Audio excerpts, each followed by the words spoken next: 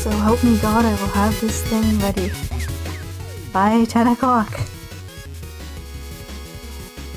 We are making this happen. And that is a reference which you will soon get.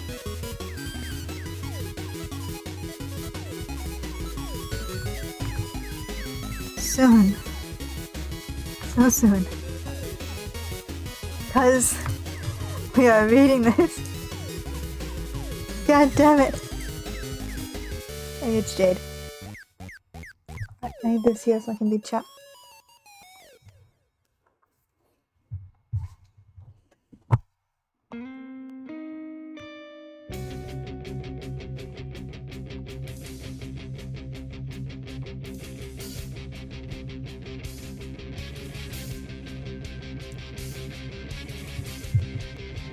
Hello!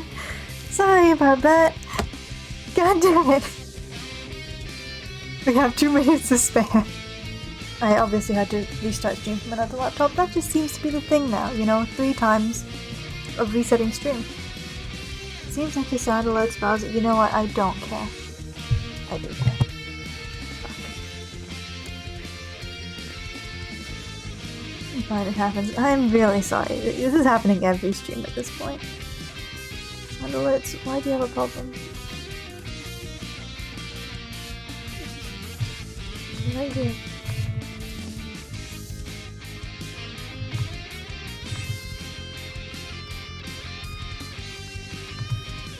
Yeah.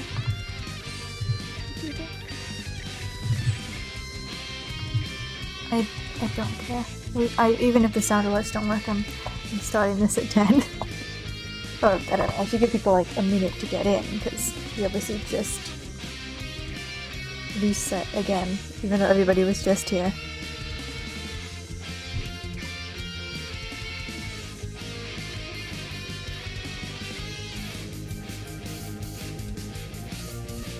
Or stay for this. I should probably turn the background music down. I'll turn it back up when there's actual in-game audio, or game audio. Because there are sound pages, they've got little S's on them. But this is the comic, it's mostly done in Microsoft Paint. The entirety of Homestuck, not including the epilogue, so this base Homestuck is made by one guy. It's about 8,000 panels long. Where a panel kind of looks like this. It might include text, usually in things called pasture logs. Can you hear me well? Is everything nice? You know? Might as well click the button. Click the button. Let people file in again. Jesus. Phew. Calm down. Are you okay on your end? I'm glad. I'm gonna try and chill. Maybe turn down. Ignore that. Just not really spoilers. That guy's always like that.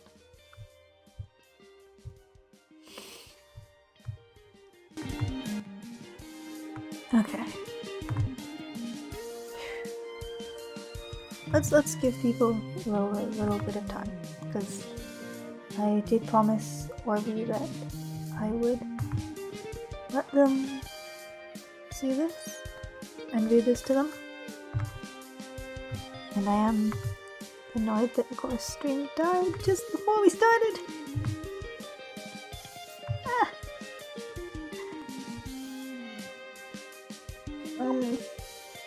Yeah, why don't I do a little check-see on what sound alerts is fussing about, you know? If you don't mind. Just to give people a little bit of time for coming in after stream died. It's not like it really matters if you missed the very beginning. Homestuck is the kind of comic where everything that you do. Hey, it's pretty close to your birthday. Oh, nice! When's your birthday? I'll write it down. My little book. My little book has birthdays in it. I should have a birthday bot Instead I just do this and then forget everyone's birthday. It's amazing. Nix! Hello! Happy Homestuck Day! You're here for the Let's Read. I'm giving people a little bit of time because Dream just died and kicked everybody out. Ooh. 22nd of April. Yes, because today's Homestuck Day. For some reason my brain just... I was like, Homestuck Day is a while away, isn't it?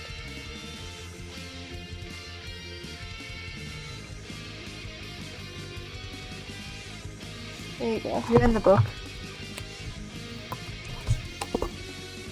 Yeah, I'm giving people a little bit of time because I was an idiot. Well, I don't know. Stream was an idiot, I was an idiot. It's just... Satellites wants me to do that, and that's gonna involve taking this down. Let's start at 10:05. It's currently 10:03. Just so that I give people time to come in, but also it's not too much waiting for the people who are here.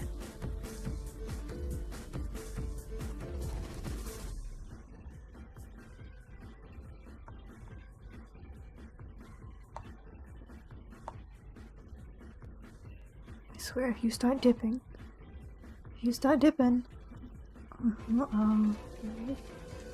Yeah, stream. It's like we have about 10 minutes before it starts dying again. What else are we expecting at this point? God damn it. What are we on? So I cannot overlap.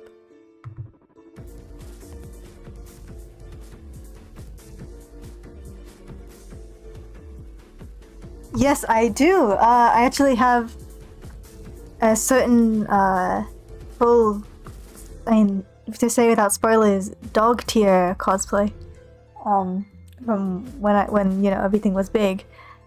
So, if you want to see that, there is a redeem for me to put on the hat.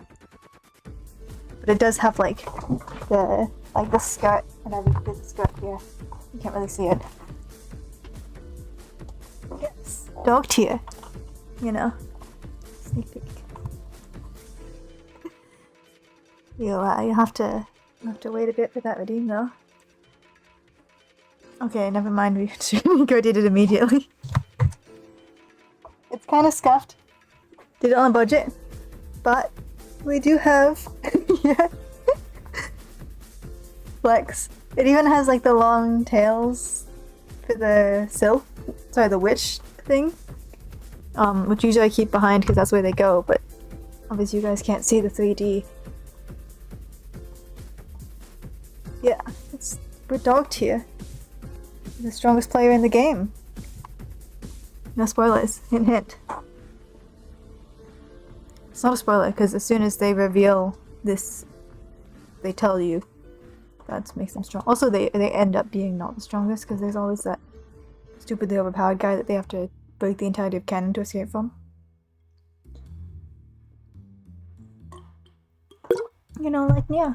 Infinite power at my paws, it's true. I don't know how long I'm gonna keep this on for. Redeem, because this whole cosplay is exceedingly warm.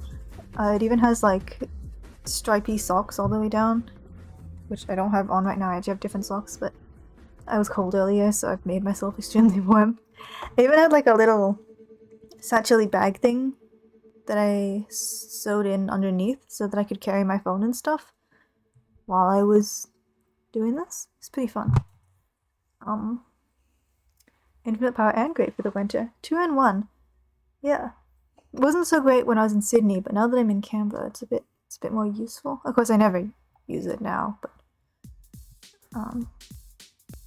it's a thought that counts. I like this one. This is Dave Spite's theme. Not Dave. Good distinction. Anyways, I feel like I should start. But I also haven't... Orbeez not here yet, and I didn't want to start without them. But I don't know if they will be, because I haven't heard anything from them. Okay, this is here so I can do chat. So ignore the double volume for a little bit.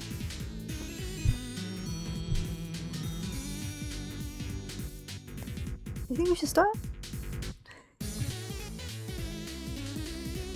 Where is the orb?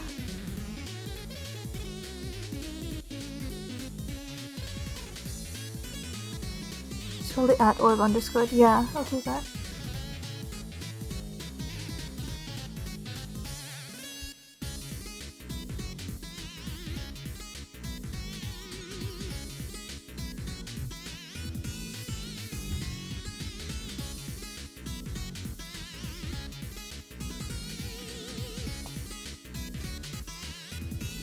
I hope that's not an annoying thing to do.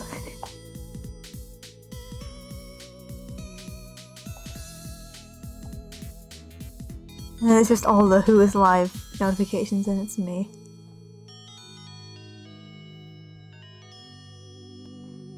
Easy. Yes, making this happen is a Homestuck reference. You have revived! Yes! Okay, so a young man stands in his bedroom. It just so happens that today, the 13th of April, 2009, is this young man's birthday.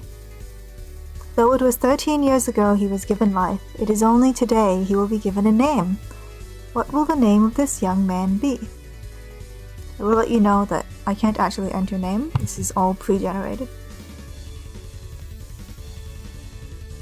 Try again, smartass.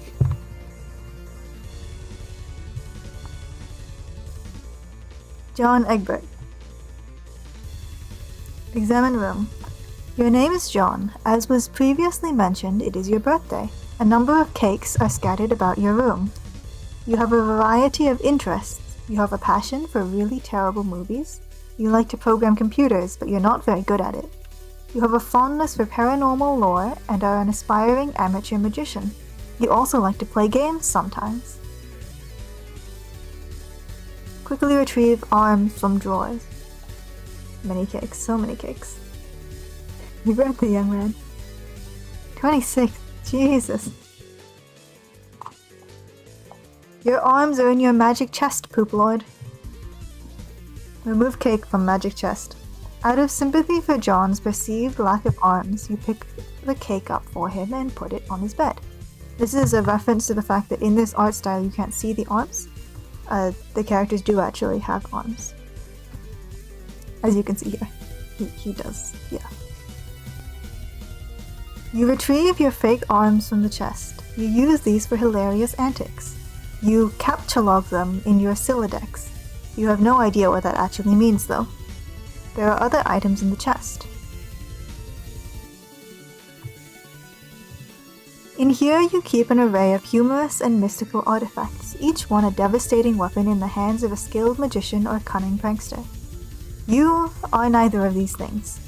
Among the artifacts are 2 fake arms, currently captcha-logged in your Sylladex, 1 pair of trick handcuffs, which becomes relevant later in the story, 1 stunt sword, 1 magician's hat, 1 pair of Beagle Puss glasses, doesn't everything, several smoke pellets, several blood capsules, and 1 copy of Colonel Sassacre's daunting text of magical frivolity and practical japery, definitely the most important item in the game, and 1 copy of Harry Anderson's Wise Guy by Mike Cavaney.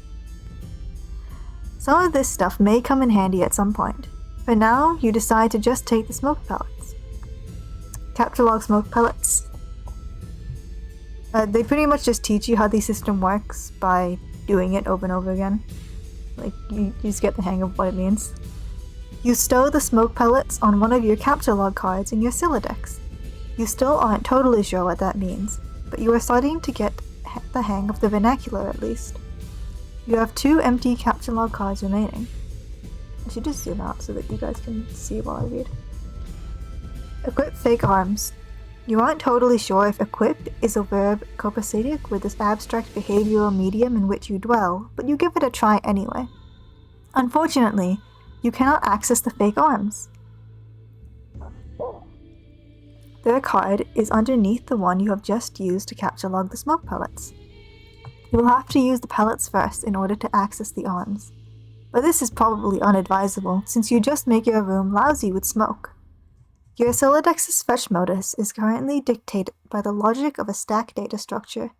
You were never all that great with data structures, and you find the concept puzzling and mildly irritating. But with any hope, perhaps you will advance new, more practical fetch modi for your Solidex with a little more experience. Examine Problem Sleuth poster. This is a blatant ad for his other webcomic. Is it even possible to get any more hard-boiled than that?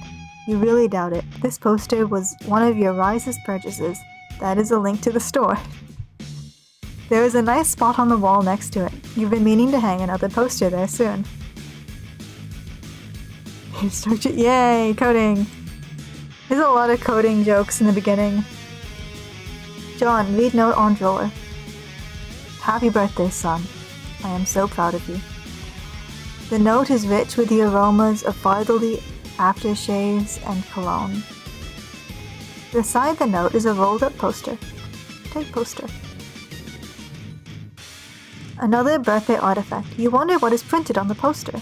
You'll need some way to hang it on your wall. In the background you can hear Flowey's laugh. That's because this song was also made by Toby Fox. This is a totally unrelated playlist. It's a Homestuck one though. Acquire hammer and nails. They will come in handy. Thanks, Barrett. Yeah, it's totally shameless. Even back then. You first place the hammer into your Solidex. But now, all of your capture log cards are full. You wonder what will happen if you try to take the nails. You guess it doesn't hurt to try. Take nails. This system... lots of bullshit. You capture log 4 nails into the top card and push all the active artifacts down a card. The fake arms are pushed entirely out of the deck. Oh well, they're probably completely useless anyways. But you probably don't want to do that again unless you want to drop the smoke pellets and suffer the consequences. In any case, you now feel like you've gathered enough things to get down to business and do some really important stuff. The next thing you do will probably be exceptionally meaningful. John. Squawk like an imbecile and shit on your desk. This is the dumbest idea you've had in weeks. Stupid, stupid, stupid. And yet, the polished surface of your desk beckons. Combine the hammer and nails. You merge the top 2 cards. The hammer and nails are now capture logged on the same card and can be used together. Use the hammer/nails on poster. You can feel the 2000s humor. Yeah, it's real old.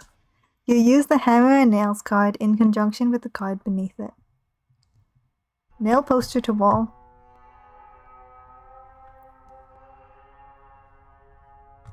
Bink. It's little monsters. You use the hammer, nails, and poster on the blank space on the wall. It's glorious. Exactly what you wanted. The old man really came through this time. Examine Con Air poster. Put the bunny back in the box. I said, put the bunny back in the box. Why couldn't you put the bunny back in the box? Examine Deep Impact poster. Morgan Freeman's genteel, homespun mannerisms were perfect qualities for a president residing over a crisis. Oceans rise, cities fall.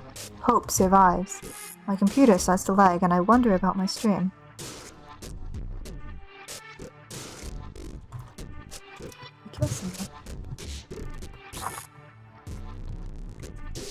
It's Firefox! It's not hard to load!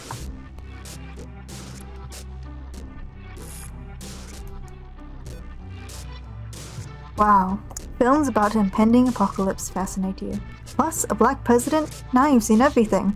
Now, Obama's entire presidential career actually happens within the time span of Homestuck, like updating. You've marked your birthday, the 13th of April. Another day you marked was supposed to be the arrival date for the highly touted Suburb beta launch. That actually links to the beta launch of this comic, which is kind of weird. Looks like that. But he decided that this was too annoying to make. It's been 3 days already. It's starting to become a sore subject with you. You good? Nice. Eat cake. I just couldn't scroll down.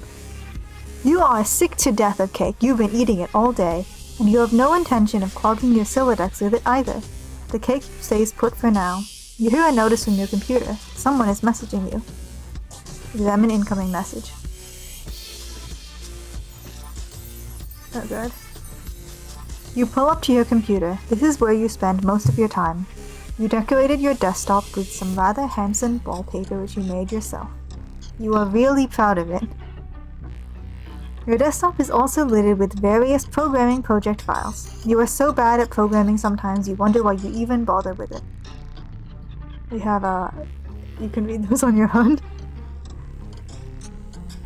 Your Pest Your Chum application is flashing.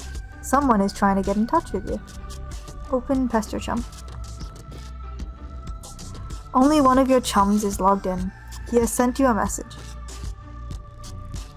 The interesting thing about these Pest Your Chums names is the theme between them is that they all start with the letter T, C, A, or G and have a combination of two of them. So we have TG, TT, and GG over here. Except for John, who is EB. Nice. Do that for a living, wow. Of course it'd be relatable then.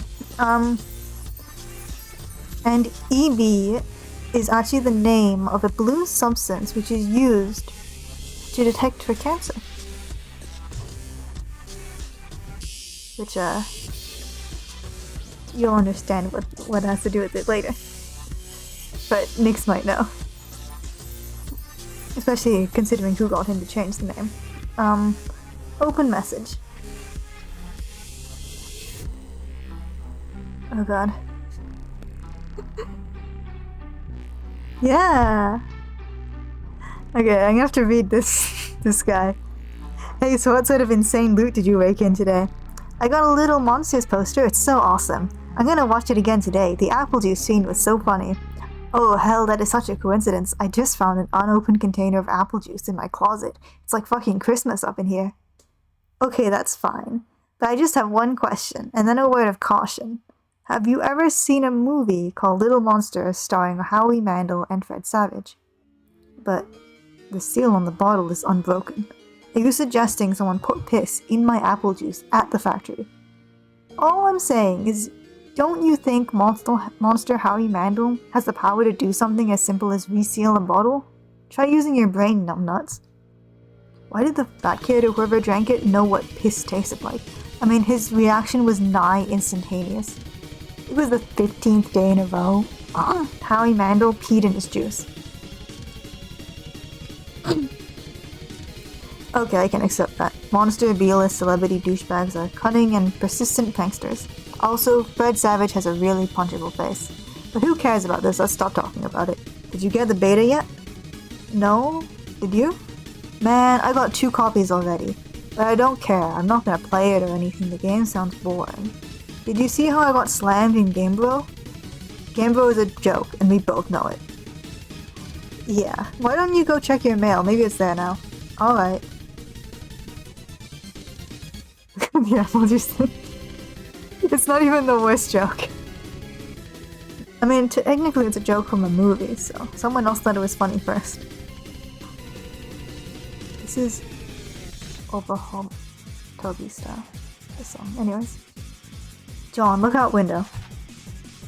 You see the view of your yard from your window. Hanging from... You can see that stuff right here. Hanging from the tree is your tire swing. In a kid's yard, a tree without a tire swing is like a proper gentleman without a monocle.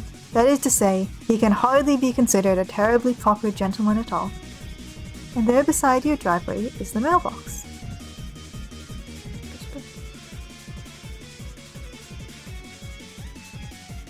The little red arm swingy dealy thingy or whatever it's called is flipped up.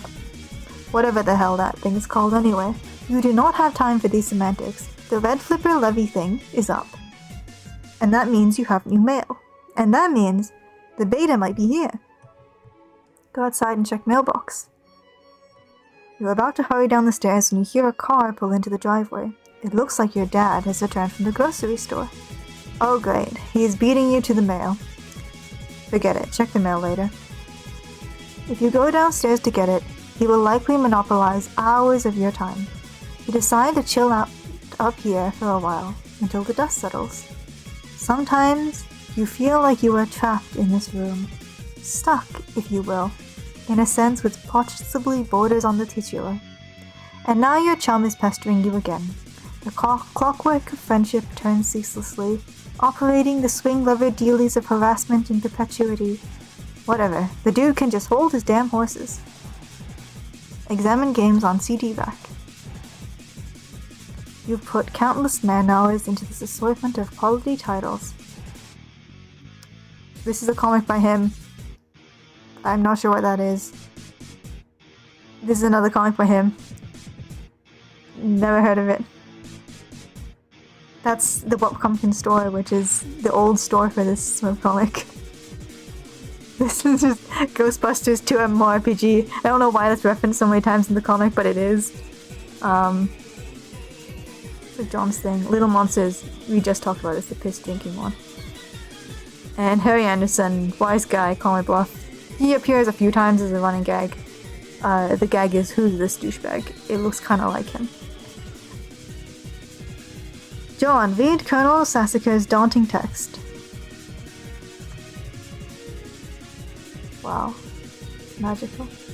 You decide to consult with the Colonel's bottomless wisdom. Good grief, this thing is huge. You could kill a cat if you dropped it. But to really dig into this hefty book, you'll have to capture log it. You are not sure you're ready to log jam your other artifacts beneath it just yet. Capture log fake arms again. What did you just say? You don't want to clog up your... Oh, Jesus. In a momentary lapse of concentration, you accidentally capture log the arms again. Set Pastor Chum status to bully. You don't think the situation is quite dire enough to go all the way to rancorous, but you still feel the Pastor Chum client should reflect your mood change in some way. Bully will have to do, you guess. This unsurprisingly does nothing whatsoever. Oh, right. You forgot your chum is still pestering you. Answer chum.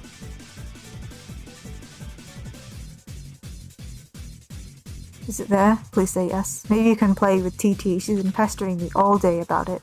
She's macking on me so hard all the time, I start to feel embarrassed for her. I mean, not that I can blame her or anything.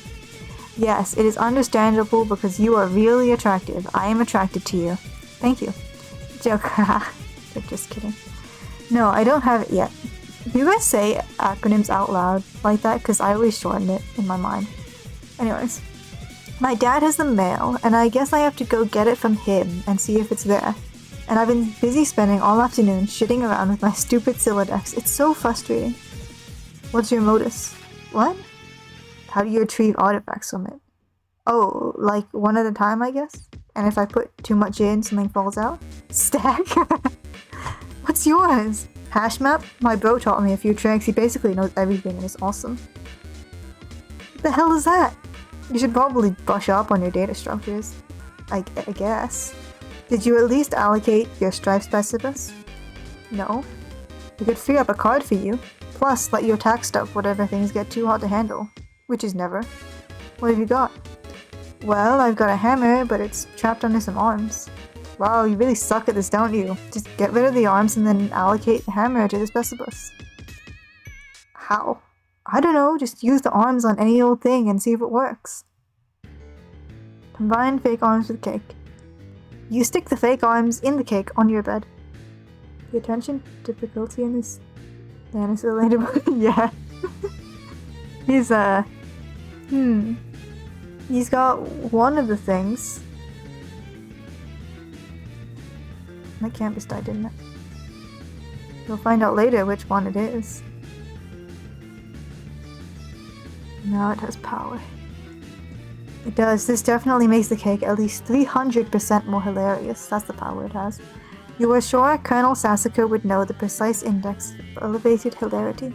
Allocate hammer to strike specifics. There's a lot of kinds here. If you guys want to choose one. I think I like pipe kind. Like baseball bat. I don't know if they have that. You check the back of your strife specifus for the kind abstracts you have in mind for it. Select hammer. You. Your star specimen has been allocated with the hammer kind of Stratus. The hammer has been moved from your Capsulog deck to your Strife deck. Report progress to TG. Is there a bird kind? Is there a bird kind? You want to use a bird as a weapon? There's a bow kind. And a candlestick kind, maybe there's a bird kind. I've seen Friendly Santa kind in comics somewhere. I know exactly where.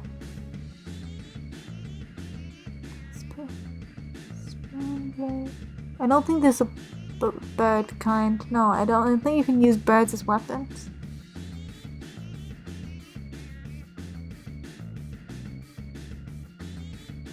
You could use a trophy shaped like a bird. Or a table leg. Curling iron, Jesus. Lacrosse stick. Nail gun. Throwing star. Okay, branch. Can use that. Woodwind. Yeah, I don't think we have any birds. Could use puppet kind. That one's a bit creepy. Worth a shot. Yeah, sorry, Ivy.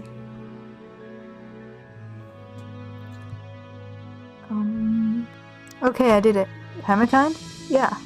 Okay, that'll be the permanent allocation for your Specibus. I guess I should have mentioned that. Hope you like hammers, dude. Yeah, that's fine, I guess. I can't imagine it's going to be all that relevant. Capsulog Colonel's Big Book. Now that you've got some space in your Solidex to work with, you figure you might as well start squandering it immediately. Ordinarily, this ridiculous book would be way too heavy to carry around in any practical way. You guess maybe this is one respect in which the cards present some convenience. Examine GamePro magazine. Yes, looks like you're on the office toward the camera. Okay, here's GamePro. Why the game of the year, whatever it is, isn't as good as some other stuff that I like better. Read the article. So okay, Suburb is this game that a lot of cats seemed hella pumped of, and this beta is sitting on my desk for review, so I'm like, yeah man, I'll write something. But I don't know. I'm like, so this is about houses or some noise? That's fine, I'm sure that's like fucking dynamite in a handbag to some brosters, but all I'm saying is, when do you get to thrash anything? While you're playing house or some shit? Are you ever in jeopardy of getting mud on your doll's dress or whatever from busting out? And I quote, the mad stunts all wicked uppins. Know what I'm saying, bro yo ma? I hate this so much. I didn't actually play this game, but I gave it 1.5 hats out of 5 hats to keep it real. At this point, I'd like to give a shout out to my boy Dennis, who was over the other day. We were gonna chill in front of the Dark Knight, and he was so psyched of it, y'all. So this one time, he was leaning against the screen door, and the shit popped open, and the back deck was wet, and he slipped down the stairs and broke his thumb on the lawn. It wasn't a long fall, but hey, I guess a thumb bone wasn't made for supporting the brunt of a huge, useless tool against wet grass. We never did watch Dark Knight on account of Ron trucking his bawling candy-ass Gert to the hospital. But it's cool, I still got another watching me Brotel will wander. Bro notes, Dennis was so wasted, I mean damn. It's a great review. The editor. Exactly, I didn't play the game, and this is the... anyways. Awful anything. Capsulog Gamebook. It might come in handy if you ever need something that burns easily. Get to see that. Capsulog Magician's Hat. You expend the final card on the Magician's Hat. Get the funny glasses too. You don't have a free card in your Siladex. However, you are able to merge the Beaglepuss with the Magician's Hat to create a clever disguise. This is just a link to Beaglepusses. Which apparently brings up Homestuck because, you know. Wear disguise to fool dad. Whichever word. There's several words of the editor. John? Who is this John you speak of? You are quite certain there has never been, nor ever will be. Yeah, this is a really shitty disguise. While you are wearing the items, they remain on the card, but it is temporarily removed from the deck, thus freeing up the cards beneath it. John, leave room. Finally, we leave the room. You exit into the hallway. On one wall hangs a picture of a fella who sure knows how to have a laugh. A man after your own heart.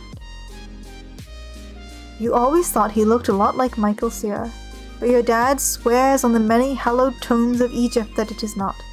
You're not sure about that though. On the other wall is one of your dad's stupid clowns, or harlequins, as he is quick to correct anyone who would venture into such brazen assumptions. Go downstairs. The accursed odor of fresh baking wafts into your newfound nostrils. Something is brewing in the kitchen. It must be the connivings of your arch-nemesis Betty Crocker, and the rich, buttery aroma of her plot stinks to high heaven. There's just a link to the Wikipedia for Betty Crocker. The Batter Witch. This mission is going to be more difficult than you imagined. John, admire harlequins. You check out the shelves of newfound ostriches. Yes, because, you know, nothing exists until we see them apparently. The shelves of fanciful harlequins. Look at this fucking garbage. You hate this stuff. Funny is funny, but your dad sure can be a real cornball. Sometimes at night you pray for burglars. Examine fireplace. A bright orange flame flickers in the fireplace. It doesn't matter that it's April and not terribly chilly outside. In a home, a fireplace needs a fire, because that's what a fireplace is for. A fire belongs in a fire, dammit. Categorically, at all times without exception. As domestic myth of unaccountable origin holds, a home borrows the spirit of the flame for as long as it makes a guest of it, much as the moon takes liberty with the sun's rays. The moon's an errant thief, and her pale fire she snatches from the sun. Mark Twain. You are almost certain Mark Twain said that.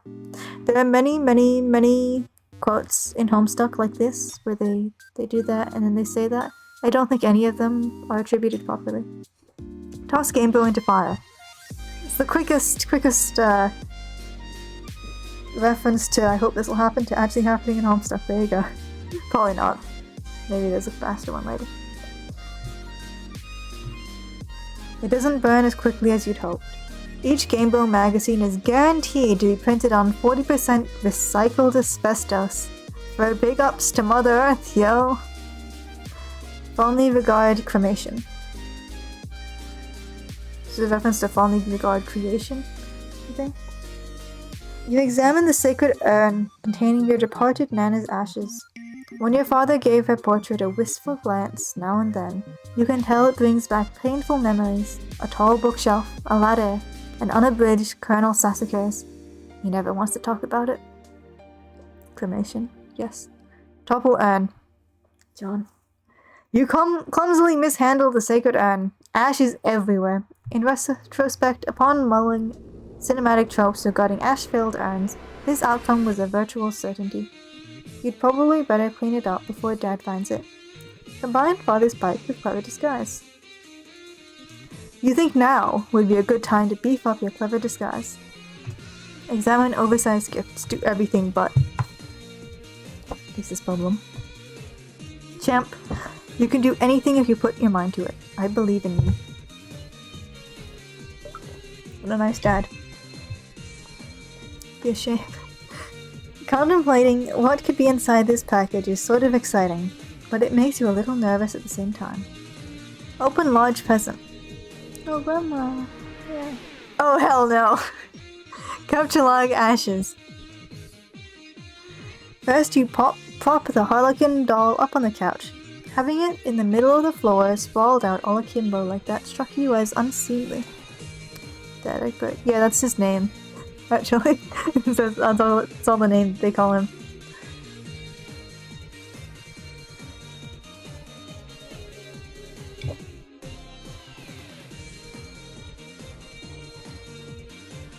Yeah, because there's still a version of Dad. This is pop up.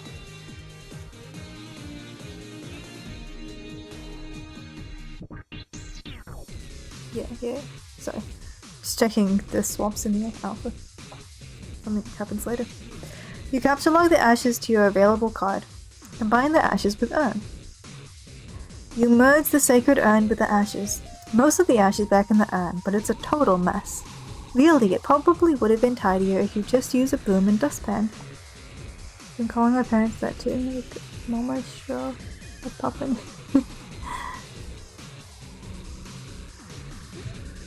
Put urn back. No one will be the wiser. Except maybe for people with eyes. Go get fake arms again. You just got another brilliant idea for something to do with those pointless arms. You pry them out of the cake and catalog them. Looks like Pesto Chum is acting up again. Examine third and fourth walls of room. That's it, you just get a picture of it. Check Pesto Chum. Another one of your chums is messaging you. Check message. I understand that you have recently come into possession of the beta release of the Game of the Year as featured in respectable periodicals such as Gamebo magazine. That's an ugly rumor. Whoever told you that is a filthy liar, and you should probably stop hitting him all the time or whatever. I can't control myself. I must have a weakness for insufferable pricks. Anyway, I still haven't checked the mail. My dad has it. I'm trying to go get it from him, so BRB. John? What? You're wearing one of your disguises now, aren't you? You are typing to me right now while wearing something ridiculous. No, why would you even think that? That's so stupid. Okay. Why don't you go get the game from your father?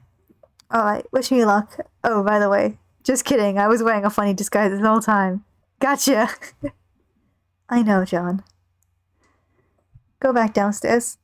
You can now execute that brilliant idea you had. It is totally not relevant in any way at all. I can say that at any point, and you wouldn't know.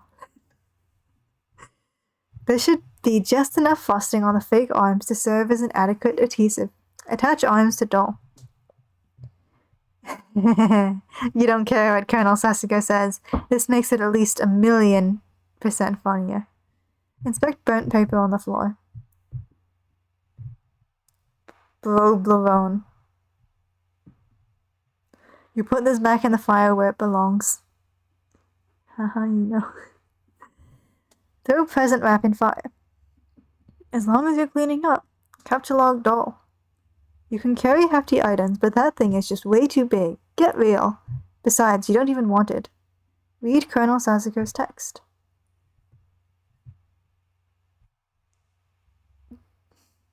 You thought about consulting the text to determine exactly how hilarious the doll is now, but this text is way too big to navigate in a timely fashion. You decide to forget it.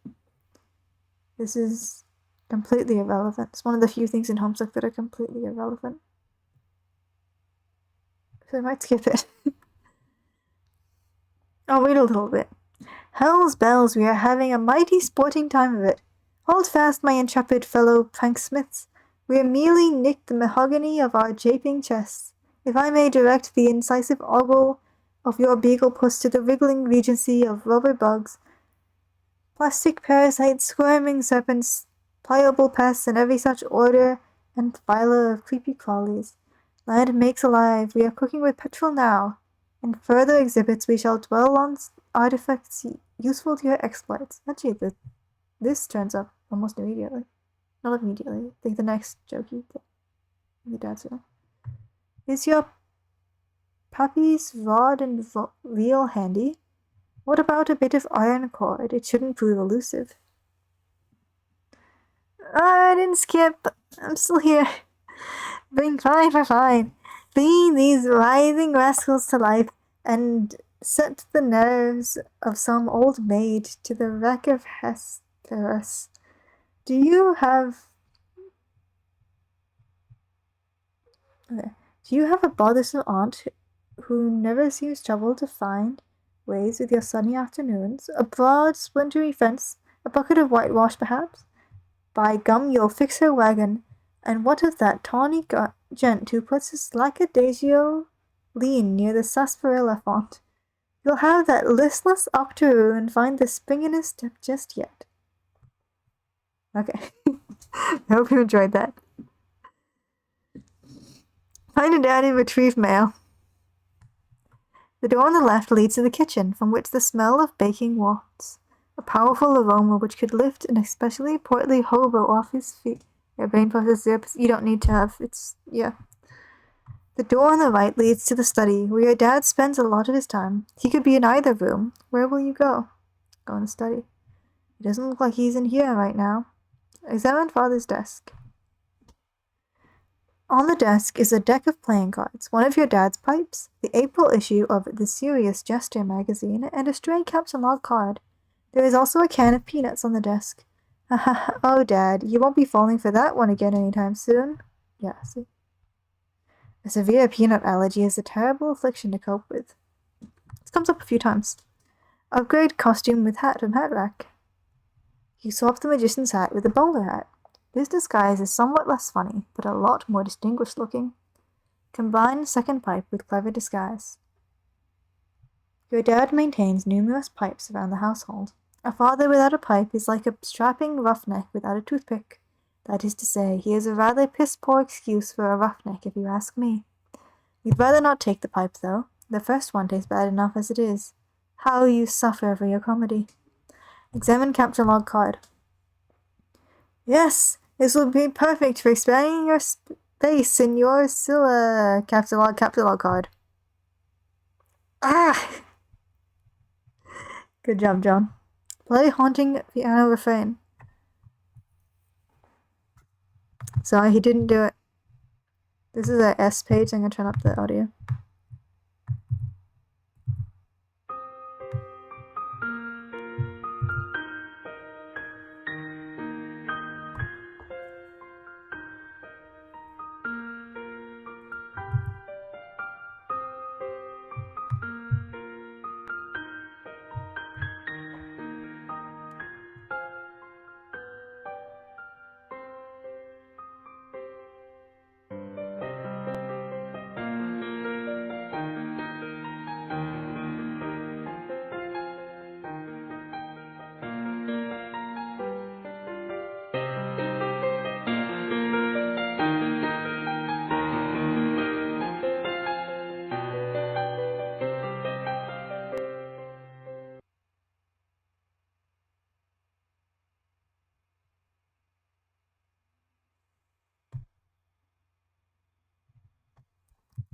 You know what, Orby? That is the perfect kind of question for Homestuck. I feel like that's the kind of bullshit that we all should aspire to when reading this. If you capture log a capture log card with a capture log card inside, you've now wasted 3 cards. Congratulations. Pay 52, pick up. You play the Fangster's favorite card game, even though you are alone in the room, rendering it an especially foolish version of solitaire. So stupid. Look at this mess. Peanut gallery over there sure is getting... Is that the Joker? Kick out of it. You are allergic to their scorn. Yeah. Congratulations. Attempt to leave the house. Homestuck? Stuck at home? Leaving the house? You go back into the living room and contemplate checking the mailbox outside. You think perhaps... Look for Dad, yeah. Get to the point, John. Perhaps you should exhaust all possible abilities before plunging headlong into a dad encounter. Your television is currently airing a commercial. Wow, it's the green slime again. Exit. Wow, you can leave the house. You exit the house. No dramatics, he just leaves it. Check mail. Predictably, the mailbox is empty. You have already been scooped by your father.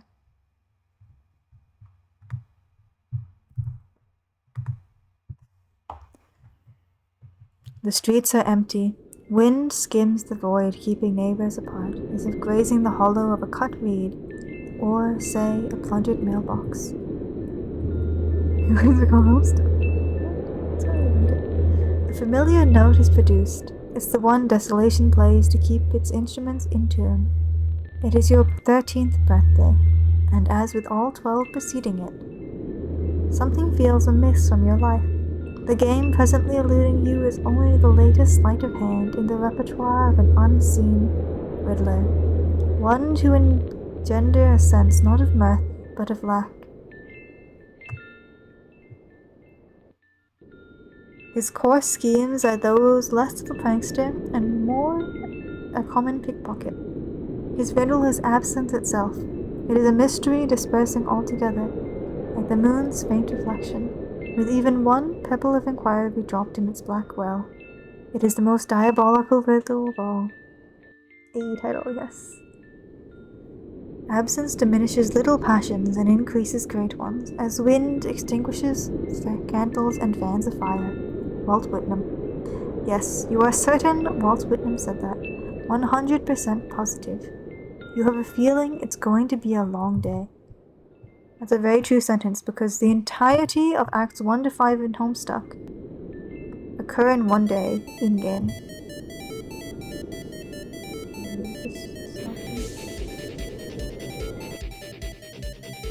Leave a surprise for the mailman. No! See if your father left the mail in the car. It's called Homestuck. Well, I feel like, they're metaphorically stuck at home as they keep expanding to different, whatever. The door is locked and your dad has the car keys. You peer in through the driver's side window. You don't see any mail, but you do see a green package. Just break the window. Just break it. Skip a whole bunch of stuff, break it now. There is also something underneath it that looks like a green slip of paper. Could these items have come in the mail? You don't see anything else that's usually in the mail, like bills and coupons. Maybe your dad forgot to take his stuff inside. Are you sure you can get through this in one sitting? Like, get through what? By Act 1, or... I can get through Act 1. I'm planning on still going after that.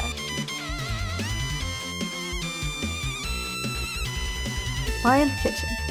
You try to get a gander through the kitchen window, but you can't see a whole lot. It seems you're dead. Act 1. We can do Act 1. Surely. Act 1 to 4 combined is the same size as Act 5. Act 1 is the shortest act.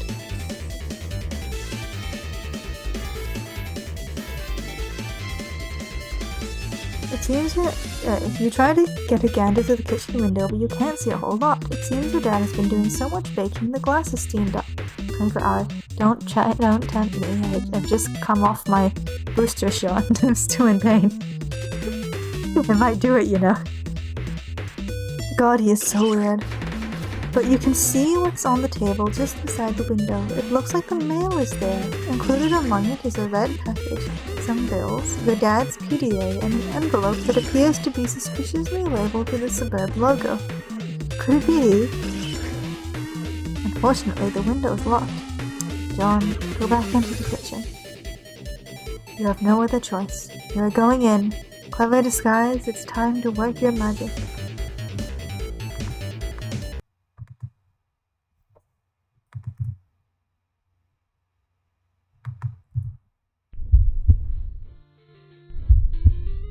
I miss when this was an interactive flash.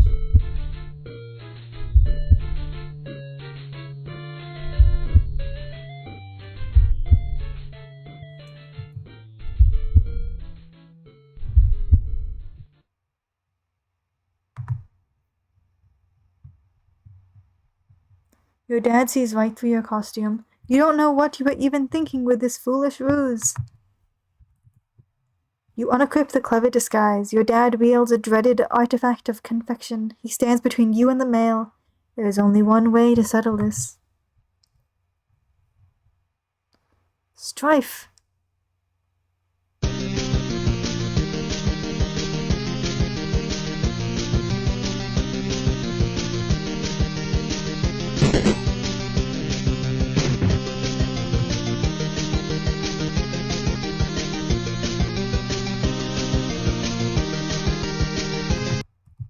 Yeah, that's all you can do there.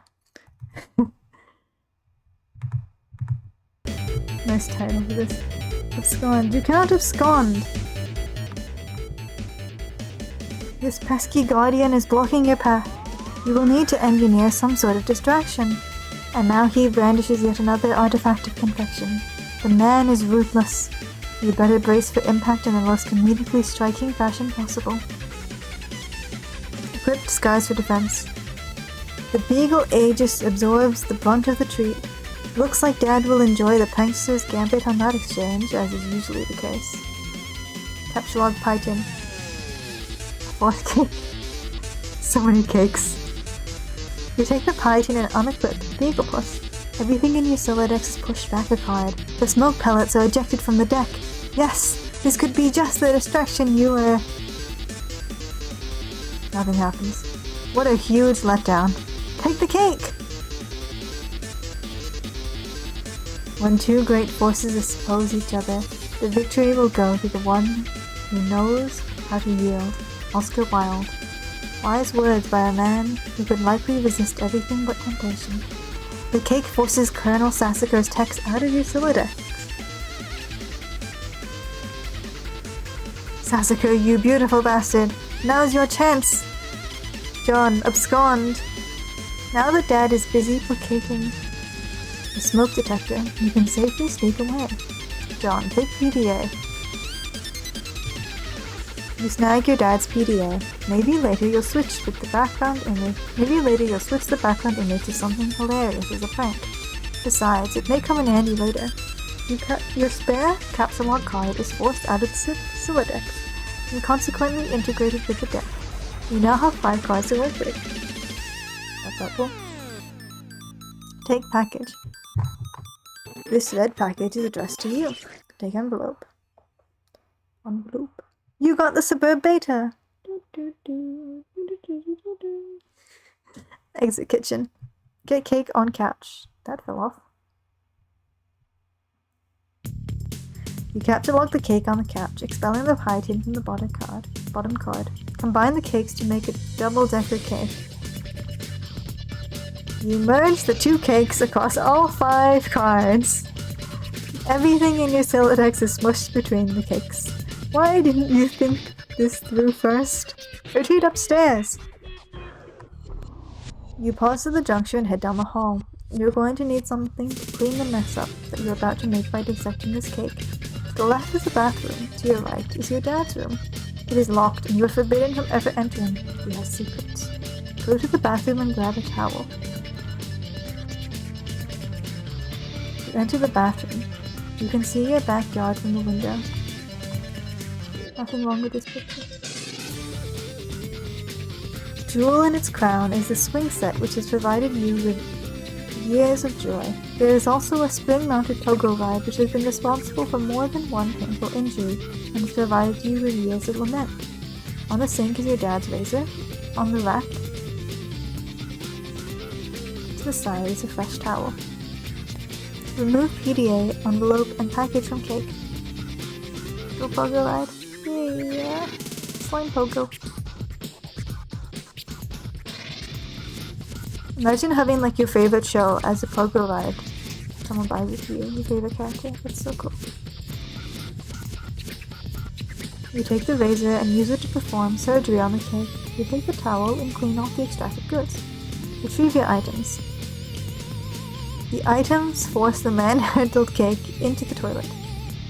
And just like that, your Solidex is full again. God, this thing is annoying.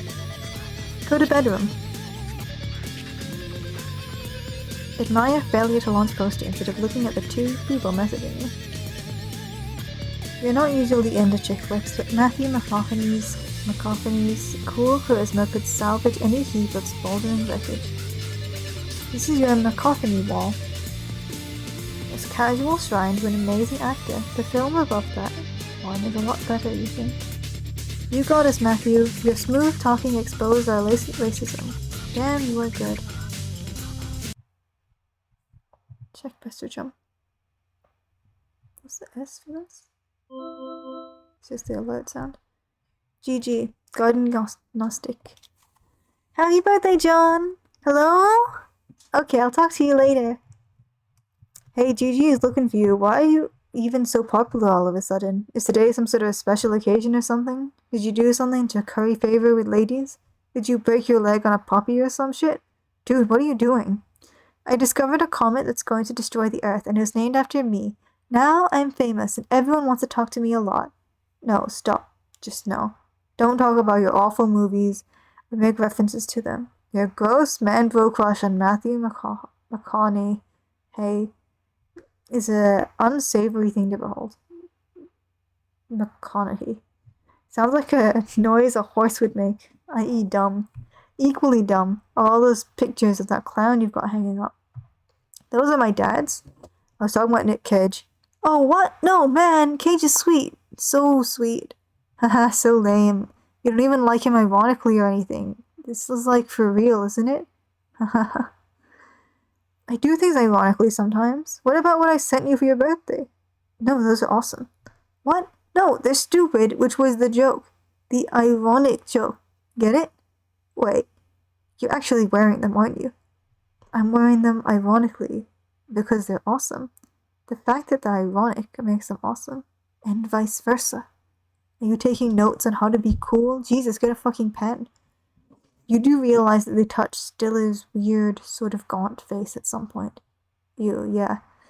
Oh well. Anyway, speaking of which, did you get the mail? Yeah? Did there happen to be a package in there? Yeah, there's a big red one. You should probably open it. I would, but it's chapped into the Suburb beta, so I'll probably open it after I install the beta. Oh man, the beta came? Yeah, wanna play it? No way. Why not? It sounds so hells boring. Just get TT to play it, she's all about that. Where'd she go? Her internet is blinking in and out, I guess? Probably be back online soon. Oh, and Christ in a sidecar, are you still using the stack modus? Seriously, dude, you need to bone up on your data structures. That shit is just ridiculous. Okay, I will. Open browsers and go to mspaintadventures.com. That is the old website for this comic. Get a beta data structure then. Exactly. You decide to space out typeface. You decide to space out on the computer for a while before doing anything important. You open the typiest web browser and direct it to what is indisputably the most amazing website ever created. That's his own website. The new adventure is okay, but you're not sure if you like it as much as the last one. This is not a comic on his website. Yet. Install the Suburb beta. You decide it's time for less meta and more beta. You insert the CD and install the Suburb beta. What the fuck is this? Okay, Skynet servers. Suburb plans running waiting for server to start connection. Bone up on data structures. That becomes important later.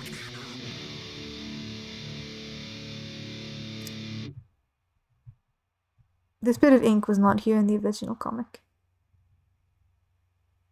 Until later. You go to your closet where you keep a lot of clothes and an array of handy computer programming guides. This is probably a joke to people who actually do programming. Yet? There's a lot of yets in this. Read Data Structures book. At that point in time, there was no Midnight Crew, that's all I'll say. Data structures for assholes. Your ignorance just made me throw up a little. Get a clue, you computer illiterate piece of shit. Pretty fetch notice in the back. I think my rage just crapped his pants. It's about my level of programming. You're not really sure you want to dig into this huge tome. It looks really boring and kind of ornery. Maybe you'll just check out that free modus instead. Nick's out here explaining the jokes in VC. Nick's explain the jokes in chat. I don't know how much explanation people want. I don't want to spoil things, but I'm happy to explain things if people don't care. Get free fetch modus. Rifle Hue.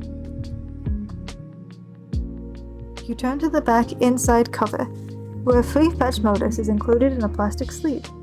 This one is dictated by the logic of a queue data structure, operating in a first in, first out method rather than a first in, last out method of a stack. Apply fetch modus to Sylladex. Items cataloged to your Sylladex are no longer immediately accessible. You can only use the item on the bottom card and must wait for items on the upper cards to be pushed back to it. For example, the red package is now inaccessible. You can only use the razor at the moment. This modus doesn't strike you as a significant upgrade to your previous one. In fact, it almost seems more inconvenient. You figure you might as well give it a chance though. Switch back to stack modus. The 88 stuff. Cat. Tilde 88. Carrot cake. Disc asterisk.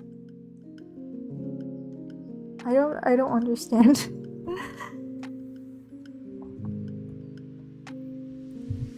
I don't do enough coding.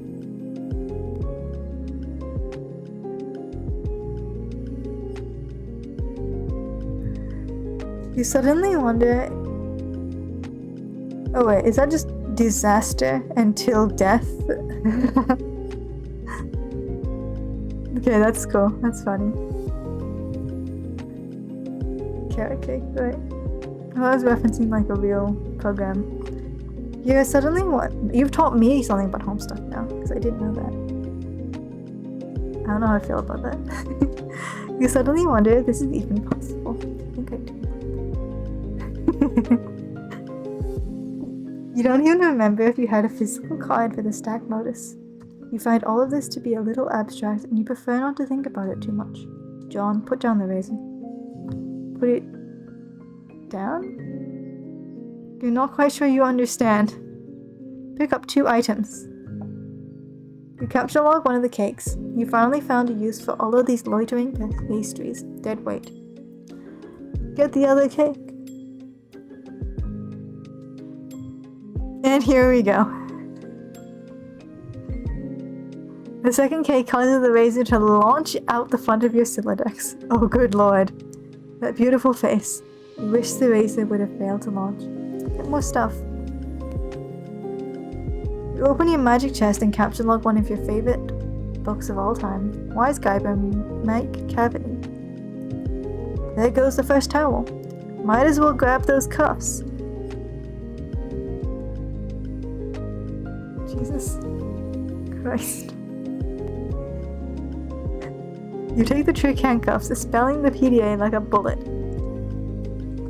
Oh god damn it. Open up that package. To EB from TG. You examine the package. It is from one of your internet chums.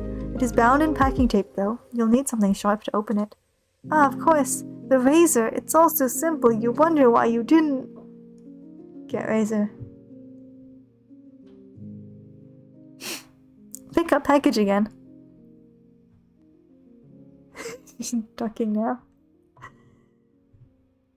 Let's take this from the top. Capture log, glass shards.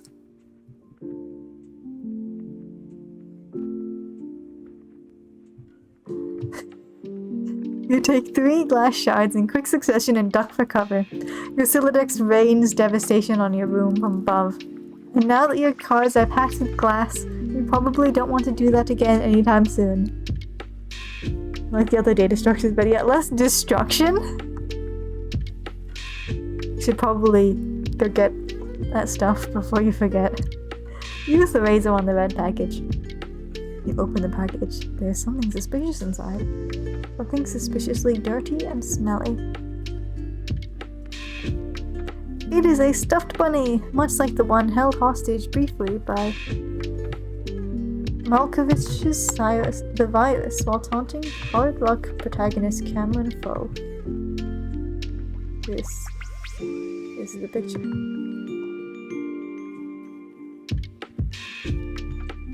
It's literally titled Don't Move with the Bunny J. Gets it.jpg. And strikingly similar to the one scooped up from the soot of a burning Vegas strip by Cage's foe and offered to his daughter. A gesture symbolic of a tattered exterior surrounding a heart of gold. This is Poe, isn't it? This is Poe, I'm just reading it wrong. Cameron Poe. Poe wasn't much to look at, but he was a good man. But no, it is not merely like that bunny. According to this note of authenticity, it is the very same bunny. This is so awesome. Check status of Suburb Beta. It looks like your computer is trying to get your attention. Look at monitor. Client has established... Yeah, a suburb host user is attempting to connect with you. Client has established connection with host. Press enter when ready. Check passage from window. It looks like you managed to retrieve the beta. Excellent. I'm going to try to connect. Whoa, okay, I just got the most awesome present. The rabbit. So sweet. I've heard tales of this wretched creature often. Its Homeric legend is practically ensconced in the fold of my personal mythology by now. Haha, what? Why don't we focus on the matter at hand? Oh, the game. Okay. I don't really know how this works. What am I even looking at here? Swaddle, apparently. You are running the client application. I am running the server, so I am the host user. I have established a connection with you. This is sufficient for us to play the game. Oh, okay then. Why don't we get started? John, press enter. We have Suburb! This is just lo-fi. It's gone off my playlist.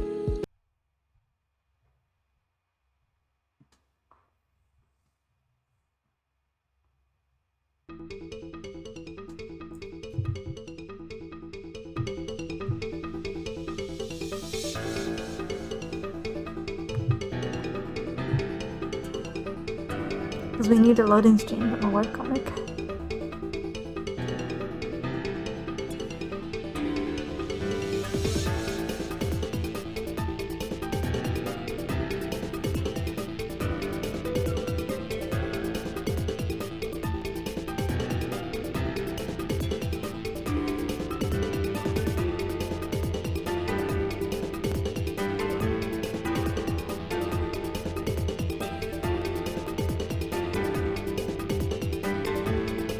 Gives my thought a rest. This made more sense when there were actual loading screens because this was all done on Flash. And they had like troll ones like this where it was pretending to load but it didn't need to. Mouse over the interface buttons. Yeah, you can select, revise, deploy, Fernalia registry. You can't actually like click these. Grist cache, Explore Athenium, and Alchemy Excursus. Select Magic Chest. AH is Andrew Hussey, the author. Ooh. Zoom out.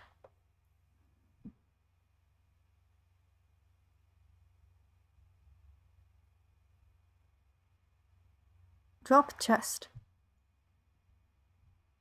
On the roof. Whoa, what are you doing? Sorry, I'm just getting a feel for the controls. Is my magic chest on the roof now? Yes. I will try to be more careful next time. John, get the card. Yay! You find your missing stack fetch modus and quickly reapply it to your Siladex. You can now opt for either the stack or queue modus at any time. You toggle between your fetch modi with gleeful abandon. It's a game update for life. Yes! It affects the real world. It looks like your dad is leaving again for more baking supplies, because he used it all in cake. You're relieved to have the house to yourself again, if only for a few minutes. You just hope he doesn't notice the magic chest on the roof. Or all the shit you throw out the window, for that matter. Select stuff in yard and move back into room.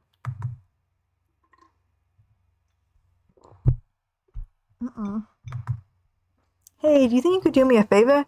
Can you grab all that stuff outside my broken window and bring it in for me? I'll give it a shot. Thanks. No luck. It appears to be out of range. I'm guessing it's too far away from you, the player. Select John. You cannot select a player. John abjures the meddlesome cursor. Select Bunny. Yes, a totally normal game in which I can control my friend's actual house and life. Yes, and do mischievous things with bathtubs. Put the bunny back in the box. Then he smiles. Revise room. You can also do this.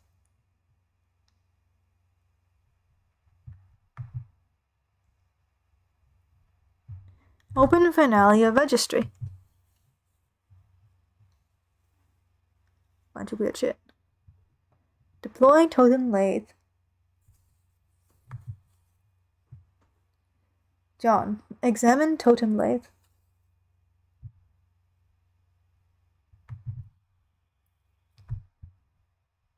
You don't know what the heck this thing does, but it looks neat. Open Grist Cache. It seems expanding the dimensions of your room cost us some build grist, but deploying the lathe did not appear to incur any expense. It looks like certain objects are freebies, possibly to help you set up the game. Wow, okay, what do they do? I think it's up to you to find out. All I can do is drop stuff in your house and move it around, apparently. How do I move stuff around? It sounds fun. I don't think you can as a client. You'll need to install a server application, which you should have received both in separate envelopes. I am running both on my computer right now. What? Did you get another envelope in the mail? No! Once you install a server and establish a connection, I'm sure you'll be able to manipulate my environment in the same manner. Are you sure you didn't get it? Oh man, I think I know where it is. It's the car. Beep beep. Now that your room is bigger, why don't you move to the far corner? It will extend the range of the cursor and I can reach the items. Which you threw out of the window for some reason? Good idea. What have you been doing in here all afternoon anyways? Now, there are some words in here that we do not use in this day and age, and I'm going to be skipping them. I was fussing with my Siladex, but I think I have it under control now. What modus do you use? I like to use trees. Oh no, that sounds so awkward. It's not exceptionally practical, but I think they are elegant. John, stand in corner.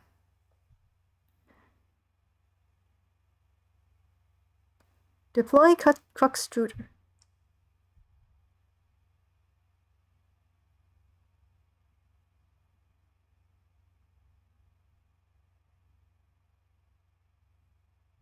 Deploy Alchemiter. Why is the floor shaking? Are you dropping more stuff in my house? Yes, 2 more large gizmos. Sweet, what's with all these big contraptions? If I had to guess, they appear to facilitate a sort of system involving punch card-based alchemy. Huh. To what end? I mean, what are we supposed to be doing in this game? That remains to be seen. Maybe you should go investigate. John, get PDA. Engraving chips right now. All this deadly glass. Serious business. The following matters have been submitted in a frank and forthright manner for Pipe Fan 413's judicious appraisal. Gray Slacks 66 decided to return home for fresh tie. Soil tie. Oh wait, no. I think it reads from the bottom. Gray Slacks 66 says, need counsel on removing coffee from necktie. Incident occurred 45 seconds ago. Beverage essences rapidly setting into fabric. Too busy for this. Please elaborate on incident. Gray Slacks was posturing unevenly to reach for hat on wall hook. Tip of tie slipped in open mouth of pot. Duration of dunk approx 33 seconds.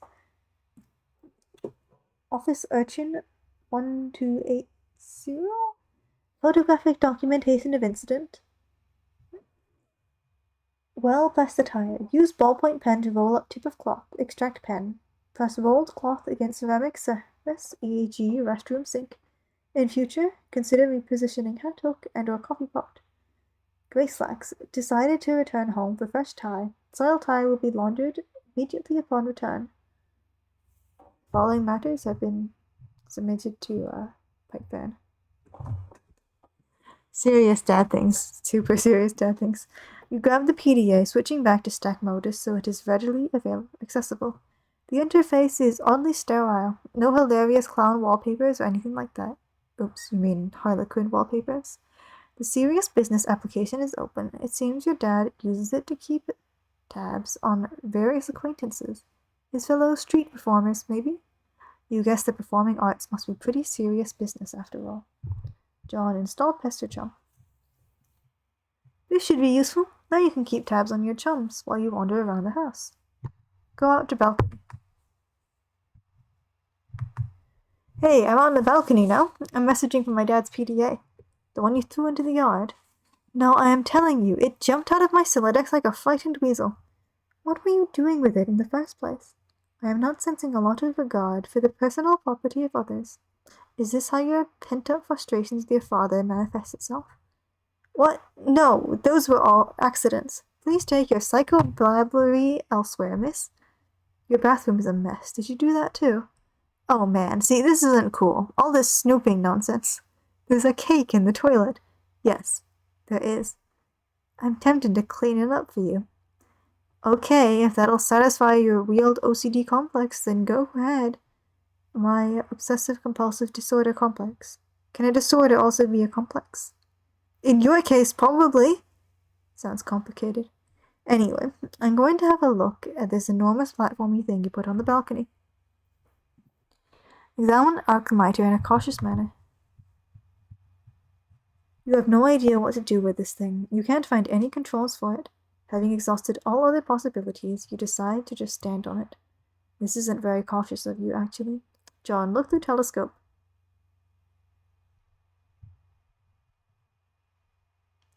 It is a clear, sunny day. Nothing out of the ordinary to report, at least not beyond the walls of your own home. Grab the soiled toilet. Did I say oops? Whoops. Whoops, what? What was that noise? Is this something I should go investigate? No, I have it under control. You can keep playing with your telescope. Investigate.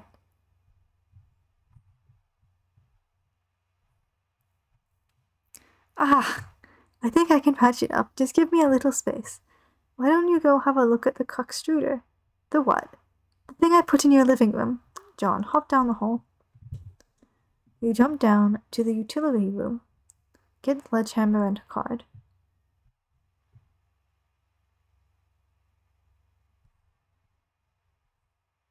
You take the sledgehammer and the capture log card, combine the two, and quickly apply it to your stress specialist.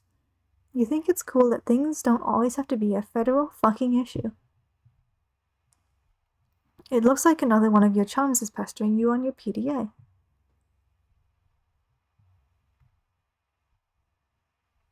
John, did you get my package? Oh, hey. No, not yet. Darn, are you sure? It was in a green box. Oh, yes, but it's in my dad's car and he's still out at the store. He should be back soon. Great! So what are you up to today? I am up to my neck in this suburb stuff. TT is making a royal mess of my house. Well, what's suburb? Oh, it's this game. It's okay, I guess. I'm still figuring it out. Whoa, what was that? What was what? There was a loud noise outside my house. It sounded like an explosion. Wow, really? I will go outside and look. Oh man, alright, but be careful, okay? I will. Might as well check out the extruder. Oh hell no, you put this thing in front of the door? There's a door there? Yeah. I didn't see it, I just thought it fit nicely into that groove. You mean you thought it was elegant? Okay, what do I do with this thing? Hello? What are you doing up there now? I love this part. Oh fuck. Examine wheel on the extruder. When you turn the wheel, something seems to be pushing up from underneath the lid, but you aren't strong enough to make the lid come off. Put bathtub in driveway.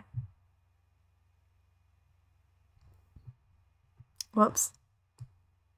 On the tub's journey to the driveway, the connection is interrupted. Scold TT. You can see me, right? Tell me what is wrong with this picture. Sorry, I keep losing the wireless signal. Must be the weather. I would look for a stronger signal in another part of the house, but I'd rather not risk an encounter with my mother. I battled through her cloud of chin and derision once already this evening. Haha, yeah, I hear you. Yes. Cake, gestures, unfaltering love and support. Quite a road to hoe there. Though I suppose I'm complicit for not informing social services about your situation. I know! What about going outside? Maybe you can catch a neighbor signal? That presents the same problem. Also, it's raining, remember? And dark. It's dark already? Yes, the sun has already had its way with us here on the East Coast. Its lurid glare has moved on to younger time zones.